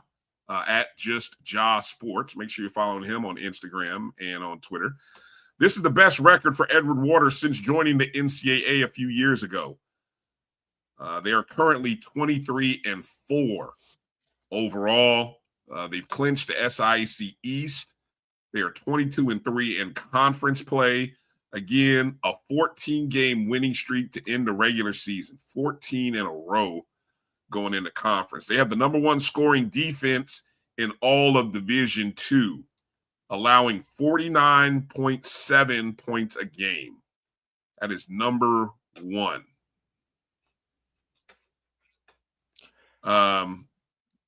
This is a little interesting nugget. This is the first time that a non-Georgia school has won the SIAC East, Drew, in 6 years. Wow. First time that a school not in the state of Georgia has won the SIAC East. That would have been Tuskegee pre-COVID. Okay. Yeah, probably right. Yeah. I remember that Tuskegee team. Yeah. That's when Tuskegee and Benedict were the two hot teams pre-COVID. I do remember that, Brian. Yeah. Miles women, 20-4, 22-5 overall. They've won the West Division. So there is still a week of regular season action left in the SIAC before the SIAC tournament starts. And just going back to the women's side, Brian, the first regional, the regional watch list, as I called it, because the rankings actually don't come out until next week. But they did release the top 10. They had everybody listed alphabetically. On the women's side, in the South region, you have Edward Waters and Miles both in the top 10. And in the Atlantic region, where our CIAA teams are at, you have both Fayetteville State and Winston-Salem right now currently in the top 10. We will know their exact positions on next Wednesday, but going to Inkblot Sports, who's usually pretty good at predicting this. Currently, Inkblot has Edward Waters ranked 2, just behind Alabama Huntsville. So, Brian, not only do we have an opportunity to get a couple of teams in, but we actually may have an opportunity for one of our institutions to be the number 1 seed and actually host the regionals. Whoa. If this plays out according to Inkblot. We'll find out when they release the official rankings. And Miles is sitting at the number 4 spot. So right now, what it would take would be Edward Waters winning the SIAC and Alabama Huntsville not winning the Gulf South. And it could happen, Ryan. Edward Waters is in position. Miles is still in position also. Okay. Should one of those Green teams said West Florida is trying to sneak their team in at 16-11. I don't understand that one. That's got to be strength of schedule. It's got to be strength of schedule. Because it's got to be strength of schedule. According to Inkblot, RPI, Lane is ranked 8th in RPI. West Florida is 13th in RPI, but Lane is not in the top 10. Well, Benedict, schedule alone. Let me take that one step further. Benedict is 12th RPI. Both of those are ahead of West Florida, who currently is in by the voters, human voters. Just quickly, what's the non-conference? What's the non-conference for West Florida look like? Do you know? Florida, well, they're over. Let's see. West Florida they're 14-10 in region. Okay. Yeah, West Florida's 14-10 in region. Benedict is 16-8 in region. Lane is 17-5 in region. So y'all explain that one to me quickly, Brian. Going to the Atlantic, according to Inkblot Sports, Winston-Salem and Fayetteville, respectively, are 4 and 5. Brian, and there's really no other CIAA team in shouting distance. Although you have a block of CIAA teams 13, 14, and 15, Virginia State, Claflin, and Bowie. And once again, that's on the women's side, everybody. Right. Yeah. Be Quickly, interesting to see if somebody were to pull an upset, somebody other than Fayetteville State or Winston-Salem winning the CIAA would throw a monkey wrench in those rankings, probably, right? So please expect that because there's always a monkey wrench in every one of these polls, Brian. And I'm gonna quickly flip over to the men before we get into the before we actually get into the polls. As soon as I can click on the right link. Regional rankings for the men in the Atlantic region, which is where the CIAA sits. Fayetteville State and Virginia Union are the two teams that opened up in the top 10. And in the South region, Tuskegee is the only team in the SIAC in the South region. Once again, flipping over to Ink Blot Sports. They currently have Virginia Union at the 5 spot on the men's side, Fayetteville State in the 6th spot on the men's side. The next CIAA team you're going to find is Virginia State at 14. In the SIAC, according to Inkblot Sports, you have Tuskegee sitting 4. Clark Atlanta is sitting 5, but they are not in the human voters top 10, Brian, with the 5th best RPI. Moving on down the line, Miles is actually sitting 8 according to Inkblot, not in the top 10. Morehouse is sitting 11, not in the top 10. So and the next team is going to be Savannah State at 15. So there are 4 SIAC teams sitting with the opportunity to possibly get in according to Inkblot. So, but Brian, we're not worried about Inkblot. We're worried about the BCSN.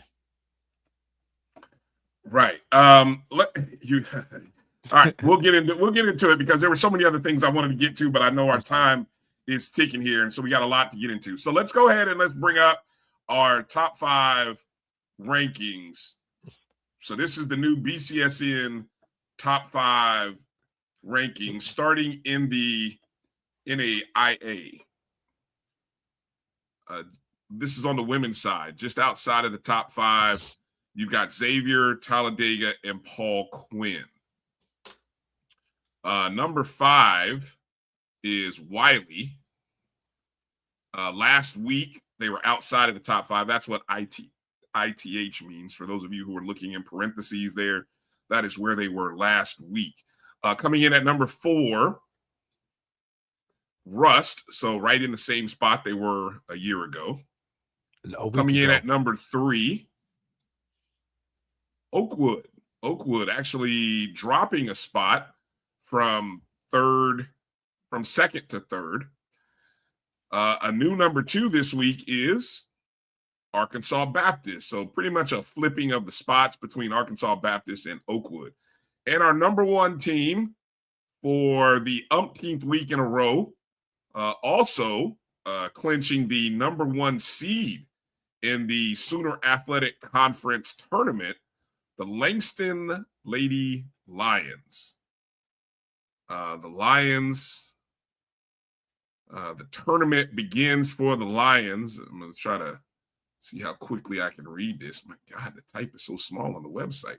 LangstonSports.com. The tournament begins Thursday, February 26th, this week at Abe Lemons Arena in Oklahoma City. That's not where Langston plays, is it? Oh, but that's like 30 minutes. I don't even think that's 30 minutes away. Okay. It's right up the road. Okay. 20, Langston 25 minutes. Langston finished the regular season 18-4 in conference play, 24-4 overall. They are currently ranked 20th in the latest NAIA coaching poll. And they will begin tournament play against the 8-seeded. Let me see. Who's the 8-seeded team here? I know it's in this article somewhere.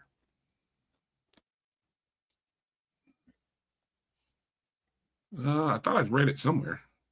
Well, anyway, I don't know who the 8-seeded team is. I can't find it. Oh,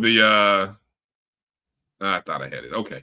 I know I saw it somewhere in here, Drew, but fail on my part. So, but shout out to the Langston Lions who clinched the number 1 seed overall. And so there's the NAIA women's. Let's go over to the men's top 5. On the men's side, just outside of the top 5, you got Philander Smith, Talladega, and Dillard.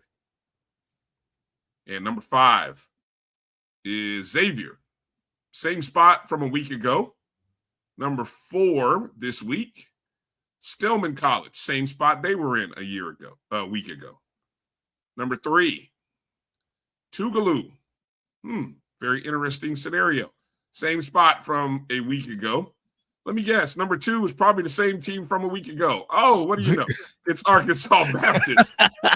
And so I'm just going to go ahead and go on a wild guess here, Drew, that the number 1 team is still the number 1 team in the NAIA. And it is the Langston Lions. Coach Chris Wright and the Lions doing something right over there as he's got them in a perfect spot. They are actually seeded 2nd this year, Drew, in the Sooner Athletic Conference men's tournament, which begins Wednesday, February 25th in the Abe Lemons Arena in Oklahoma City. The Lions will play the 7th seeded team. They finished the overall season at 24-4, 19-3.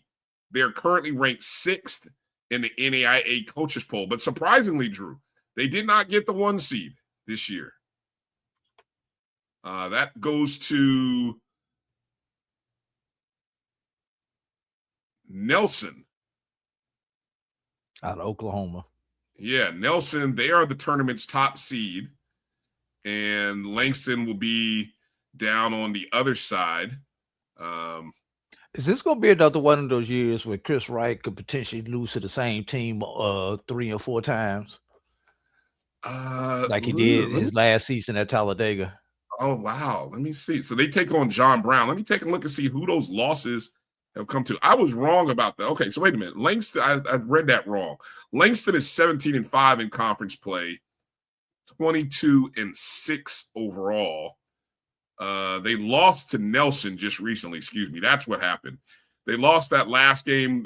Who knows if that might have cost them the 1 and 2 seed, but they lost to Nelson University 66-58.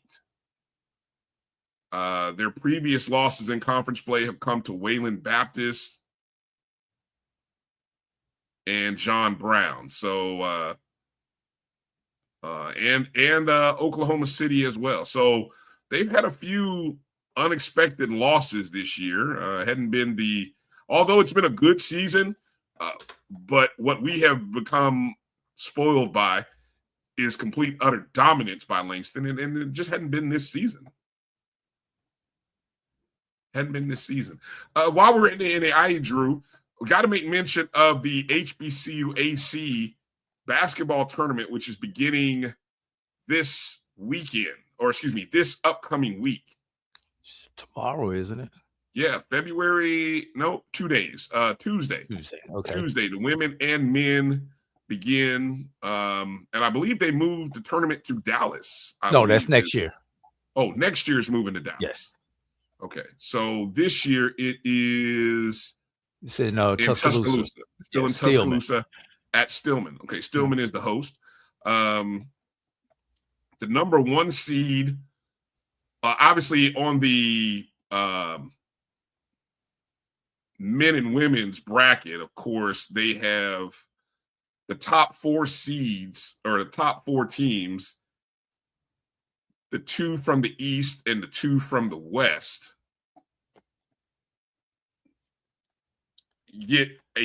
they get the true definition of a double bye, because there are, my God, how many teams are there? Let's see. There's like 14 in the conference or something like that.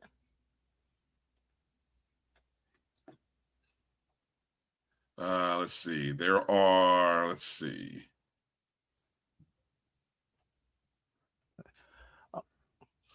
I think there are 16. I think there's 16 teams in the conference.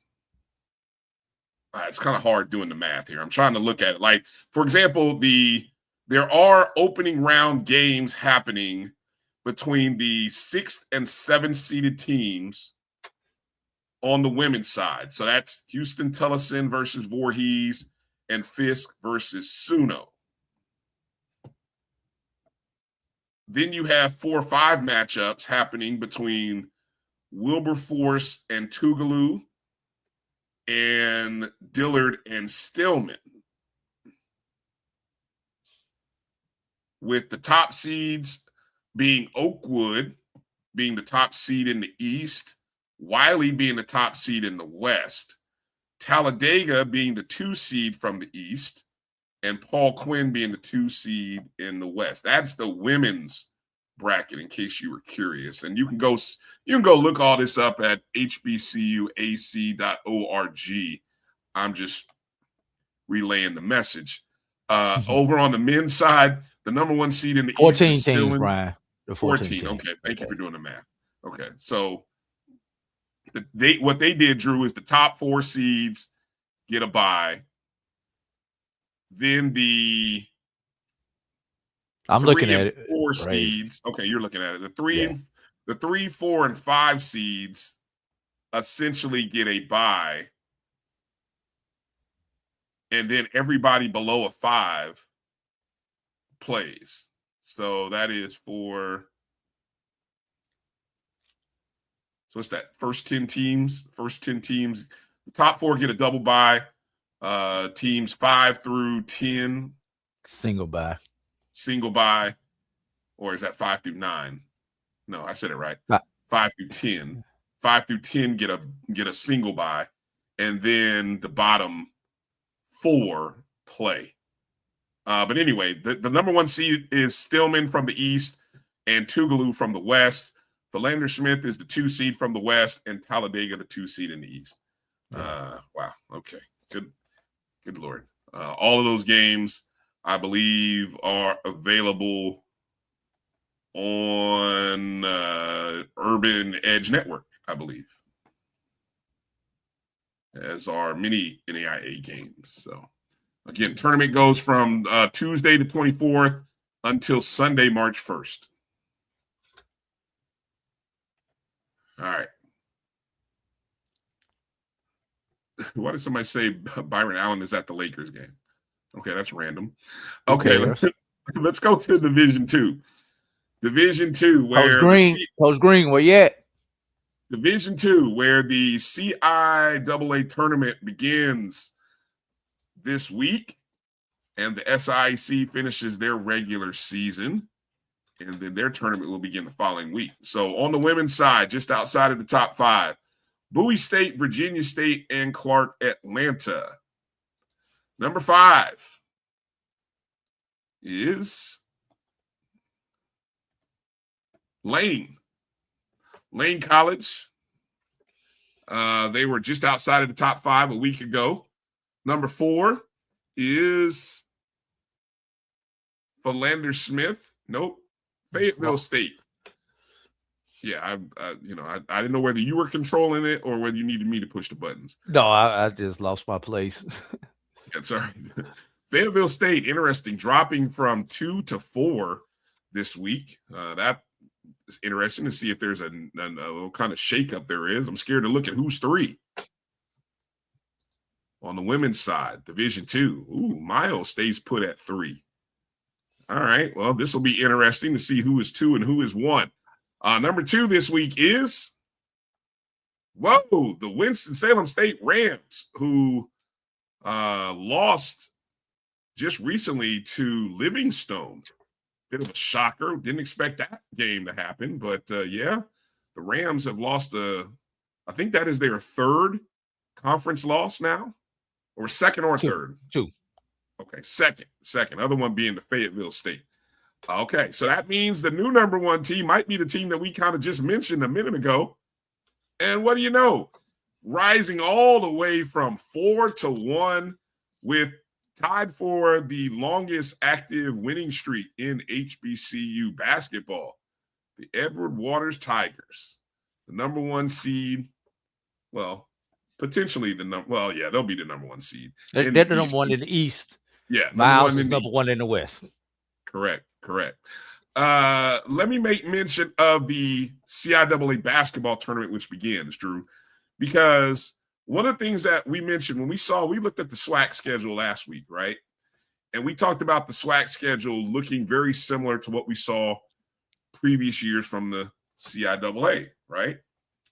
Well, this year, the top 4 seeds in the CIAA play in the quarterfinals. They have a bye. Well, the opening round, everybody plays in the opening round. So you've got matchups where the bottom 8 teams, Drew, they all play each other. Shaw versus Lincoln, the winner plays Virginia State. Bluefield State and Winston-Salem State. I'm sorry, hold on. I'm looking at the wrong bracket. I'm sorry. Let me back up. Jesus, I'm about to have people freaking out, calling me all kinds of stuff. This is the women's bracket now. The buys belong to Bowie State, the 1 seed in the north, Fayetteville State, the 2 seed in the south. Winston-Salem State's the 1 seed in the south, Virginia State's the 2 seed in the north. Now, as I mentioned, the bottom 8 teams, Drew, all play each other, and the winners advance to the quarterfinals. You do remember there used to be a second layer to this a year ago, remember? Yes. Very similar to what the SWAC does. And the SIC is doing. And the SIC. This is a bit of a change for the CIAA. And you know what? I like it because it's really what I wish the SWAC would have done, to be honest, if I'm being perfectly honest with you, Drew, because now it takes away the extra advantage or disadvantage, depending upon how we said this earlier last week, Drew. We've seen a team who had to play somebody who got 2 games under their belt. We've seen them take a loss in the quarterfinals.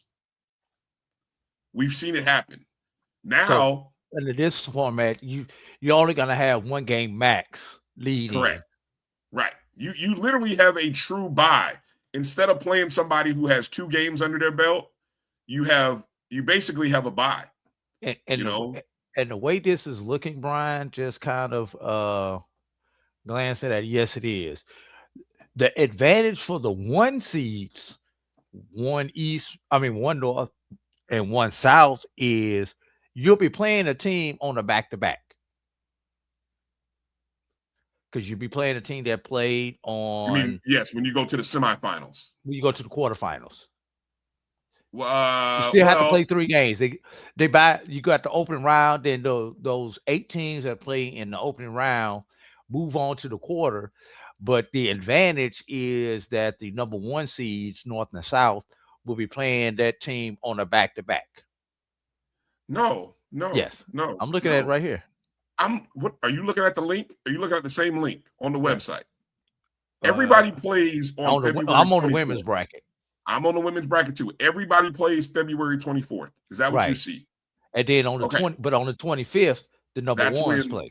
Right. That's when the 1s play. They get a bot. They get an extra. But they day buy out. between... When I mean the team that they are facing comes in on a back-to-back. So everybody faces a team on the back-to-back. What do you mean? No, I don't understand. Some when you teams say don't play to the back-to-back, 26th. The 2s don't play to the 26th. So they'd be playing a team with 1 day rest. Look on the date. I understand the terminology you're using. Okay, maybe we're just mixed up in the terminology that you're using. Okay. Yes. All right. So I'm looking at. So I don't know if that's an advantage, disadvantage. Really, I mean, back to back. Honestly, you would rather play a team having that just played a game, right? Because they haven't had much rest. Exactly. Versus the twos they play a game against a team who had a day off. Right. And then you have to win 3 straight. I don't know if it matters. So I don't know. I It, guess it's tomatoes. It's Yeah. when do you get that advantage? Because you also got to flip that on the other side. The the one seeds are playing a team, and they won't have time to actually do a walkthrough to prepare for their team because their team is coming in on the back to back. Gotcha. All right. So their advantage is both ways. Okay. All right. I just thought that was interesting, the new format for the CIAA tournament this year. All right, let's go over to the men's top 5 and the BCSN top 5 rankings. In the hunt, we have Tuskegee, Clark Atlanta, and Morehouse. Wow, Morehouse outside of the top 5. Yikes. All right, that means the top 5 in the BCSN Division II rankings. Starting at number 5, we have Claflin, who dropped 2 spots this week to number 5. Not their logo, but anyway. Number 4 is Miles, holding at the same spot by a 1/10 of a point over Claflin. Number 3 this week is new to this spot and is Virginia State. A little mix-up in logos there. So Virginia State moving up to 3. Fayetteville State stays put at 2. And the number 1 stays put, and that is Virginia Union. And looking at the CIAA men's bracket, the top 4 seeds, Virginia State is the one in the north. Fayetteville State is the one in the south. Virginia Union is second in the north. They're on the same bracket with Fayetteville State. And Claflin is the 2 seed in the south. So I think what'll be interesting to see a Bluefield Claflin quarterfinal matchup. Bluefield State Claflin quarterfinal matchup. That might be the one team I think that might throw a monkey wrench in how this whole thing goes. Bluefield State. Be interested to see what they do.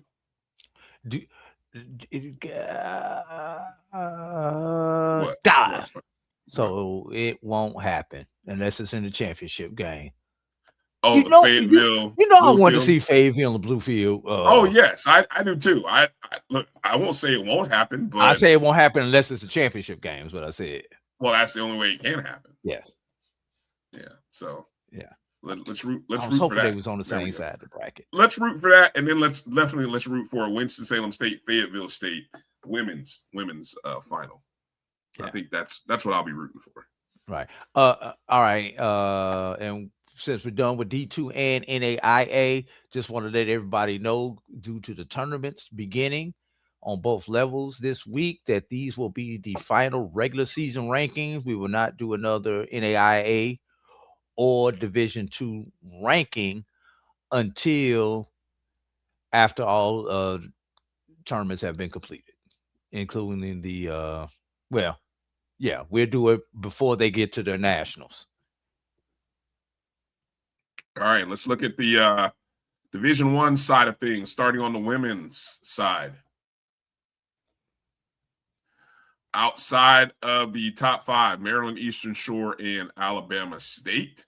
That means coming in at number 5 on the women's side of things is Alcorn, dropping from 4 to 5 from a week ago. Number 4 this week was number 5 a week ago, and that is Southern University. Moving into the 3 spot will probably be Norfolk State, same spot they were in a week ago. Number 2 will probably stay the same. It is Howard. Interesting. Howard University, 2. That means the number 1 team in the BCSN top 5, the Alabama A&M Lady Bulldogs, winners of 14 in a row. I think I saw Alabama A&M now has an 18-9 overall record. I think Howard has a 19-7 overall record, if I'm not mistaken. So I agree with the top two teams. I'm still don't know. Still don't know if Norfolk State is the Norfolk State that we've expected or come to know. Still competitive. We'll see. Still a couple more weeks left on the Division I level before we hit the tournaments. Of course, the MEAC tournament in Norfolk, Virginia, the SWAC tournament in Atlanta, Georgia. Let's go to the men's side, top five. Morgan State and Alabama A&M just sitting outside of the top five. Tough weekend for Alabama A&M, man. They were sitting firmly in second place and then came down to Florida and got a little too comfortable and lost both games, I believe. Kind of like Bethune in Mississippi. Yeah, and Florida A&M in Mississippi. All right, let's go. Number five, Norfolk State. In the hunt a week ago. Congratulations to Coach Robert Jones. 1 week ago, he was inducted into the Hall of Fame. Then this past Saturday, he won his 250th career game. Robert Jones, one of the top coaches in mid-major basketball and college basketball, right? I don't mean to minimize it if it sounded that way, but one of the best coaches in mid-major / HBCU basketball. Number four, Southern, same spot as a week ago. Number three, Tennessee State holding put. I got to look and see where Tennessee State sits in the OVC. I want to say first or second. I just saw it. A week ago when we did the show, they had just lost a game and had fell a half a game back into second. I had it pulled up earlier. See, I left the tab open intentionally. All right, I got it. Give me a second, Brian. Tennessee they are State back in first place. They are tied for first place. They're in a three-way tie for first place with Southeast Missouri and Morehead State. And I think we talked about this. And 5. We talked about this last week. I think they play both of those teams in 2 of their final 3 games, if I'm not mistaken. Yeah. Great scheduling. Number 2 in the BCSN top 5 is Bethune-Cookman, the former top team. Despite they took 2 losses when they went out to Mississippi, but they did get back on a winning side when they came back home against the Alabama schools. They won both of those contests. So let's see who the new number 1 team is. It is Howard University Bison. Wow, look at that. Howard. That's impressive. Okay, Howard. You've seen Howard up close. What's your take on Howard? Solid? Good enough? Solid. Yeah. Solid team. Okay. I mean, I think any of those top 2 or 3 teams in the BAC could win it all. Okay. But I'll probably be looking for another Howard Norfolk final, realistically. Yeah. And that might be on both sides.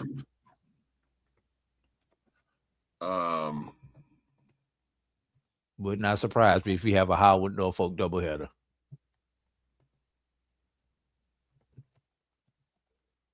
Okay. I was just trying to do a quick little search here because as we get ready to close up the show, I wanted to kind of just summarize how teams did at the 2026 Andre Dawson Classic down in Vero Beach, Florida.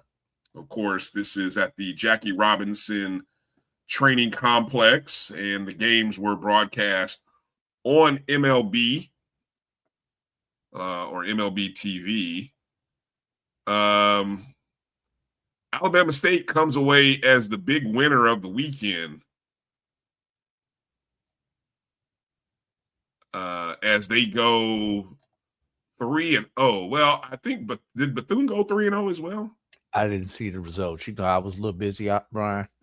Yeah, I'm just looking to see. Let me know if somebody puts it in the chat. I know Bethune got 2 wins, I think. But I know Alabama State got all three as they got an 11-4 win over Florida A&M. They beat Texas Southern 2-1 as well.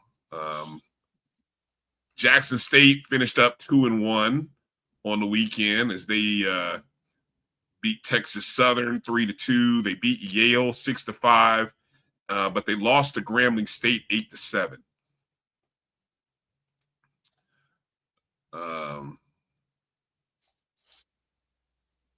So I know Florida A&M lost to Alabama State and Bethune-Cookman. The game against Southern was canceled. And I'm just trying to find out what happened. I think Bethune had an excellent pitching performance against Bethune, against FAMU, as they were, I felt like I think they were throwing a no-hitter through several innings. Held FAMU to 2 runs, which they only scored in the bottom of the 9th inning. But once again, don't tell me Bethune-Cookman's pitching. Boy, I tell you, I knew they were going to be back, but geez Louise. They actually played Yale twice. Bethune beat Yale 7-5 the first time they played them. Nope, correction. So I'm looking here. Bethune only played 2 games in Andre Dawson. They played FAMU on Saturday, and then that was the only game in the Classic. They had it bookend with a series against Yale. That's what threw me off here. They split, so they beat Yale 7-5 on Friday night. Then they traveled over to Vero Beach, beat Florida A&M. Then they traveled back to Daytona Beach today. Lost 3-8. It's funny. Bethune plays at Jackie Robinson Ballpark and also played in the Jackie Robinson Training Complex. So all of their games this season have been somewhere surrounded by or in stadiums named after Jackie Robinson. That's interesting. Yeah.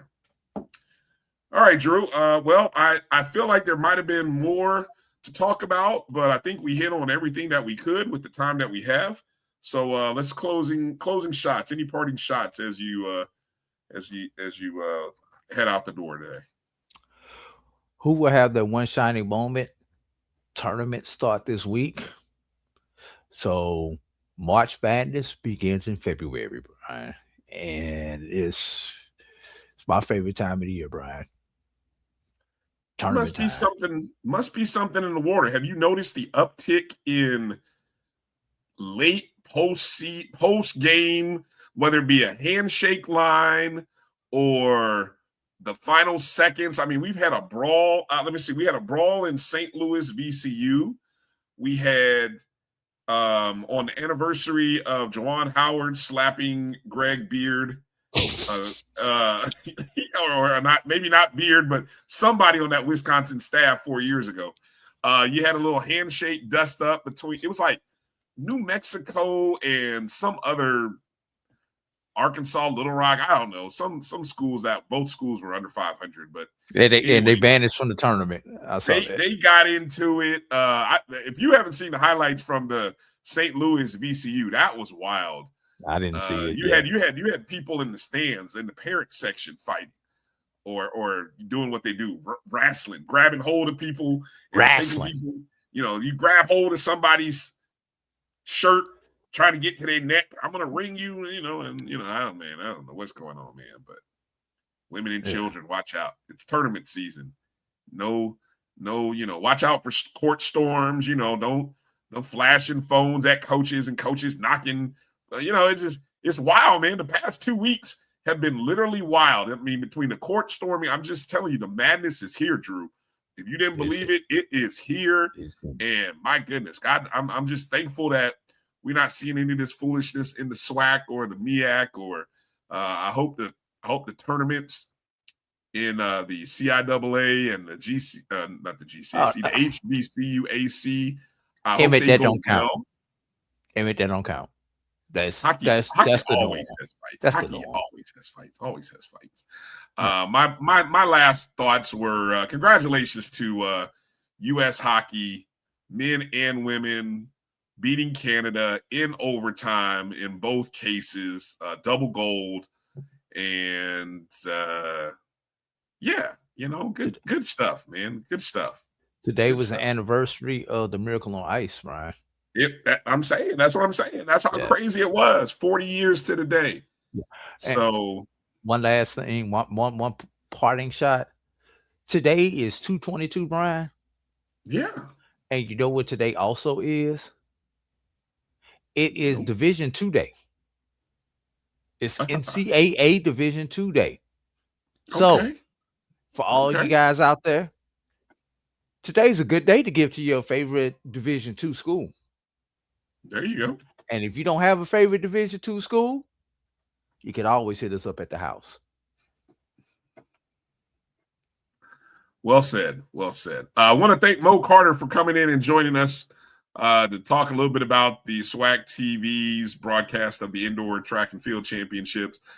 Congratulations to all of the track and field champions across the CIAA, SIAC, and the SWAC. I think the MEACs and the CAA. The MEACs is happening this weekend. I did not watch 1 second of the Legacy Bowl. Did not have any interest in the Legacy Bowl. And that's not because there were no significant offensive or defensive players from Florida A&M. It just, I don't know, all-star football games are... It's not about the game. It's about the workouts going into the game. It's kind of anticlimactic. I mean, we got one HBCU player going to the combine, and he's a kicker for North Carolina A&T, apparently. I mean, what the hell? So I don't know. Who won? Who won, by the way? Anyway, I did see Team Barry beat Team Jack. That's not even the name of the teams. That part I do know. It's Gaither and Robinson. Come on now, Emmett. Put some respect on the team names. If nothing else, let's do that right. So Chittis Berry is 2-0 against Tremaine Jackson. Oh, really? Is that what we're doing? What we're doing? I'm just saying.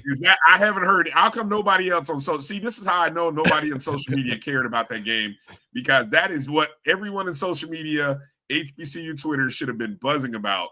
Chittis Berry being 2-0 over Coach Jackson. That right there. That's an AD Drew special. Pew pew pew right there. And I like both of the guys. Exactly. Yeah, but sorry, Drew had to drop that nugget on you. I will say, oh man, I had a close. Anyway, let's get out of here. Enjoy the tournament, the basketball tournaments this week. And I'll probably think about whatever it was I wanted to talk about once we hit the end. Again, thank you, Mo Carter. Thank you for joining us earlier in the show. Appreciate everybody watching us wherever and however you're watching. Don't forget to download the BCSN Pod Zone on your favorite podcast platforms. Just search BCSN Pod Zone, Spotify, Amazon Music, iHeartRadio, Apple Podcasts, et cetera, et cetera. Great episode from Carlos Brown Show is already up from yesterday, and our show will go up later. There we go. Seems only appropriate that Team Gaither won. Team Gaither always wins, don't they? It feels like they do. But anyway, all right, everybody, let's get out of here. Be well. Have a great week. Be good to each other. Be good to your family and friends. Share the show. Share the network. Let people know that we are out there doing what we do and trying to do it to the best of our capabilities. For AD Drew, I'm Brian Fulford. Peace out, everybody. Travel light, everybody. We'll holler.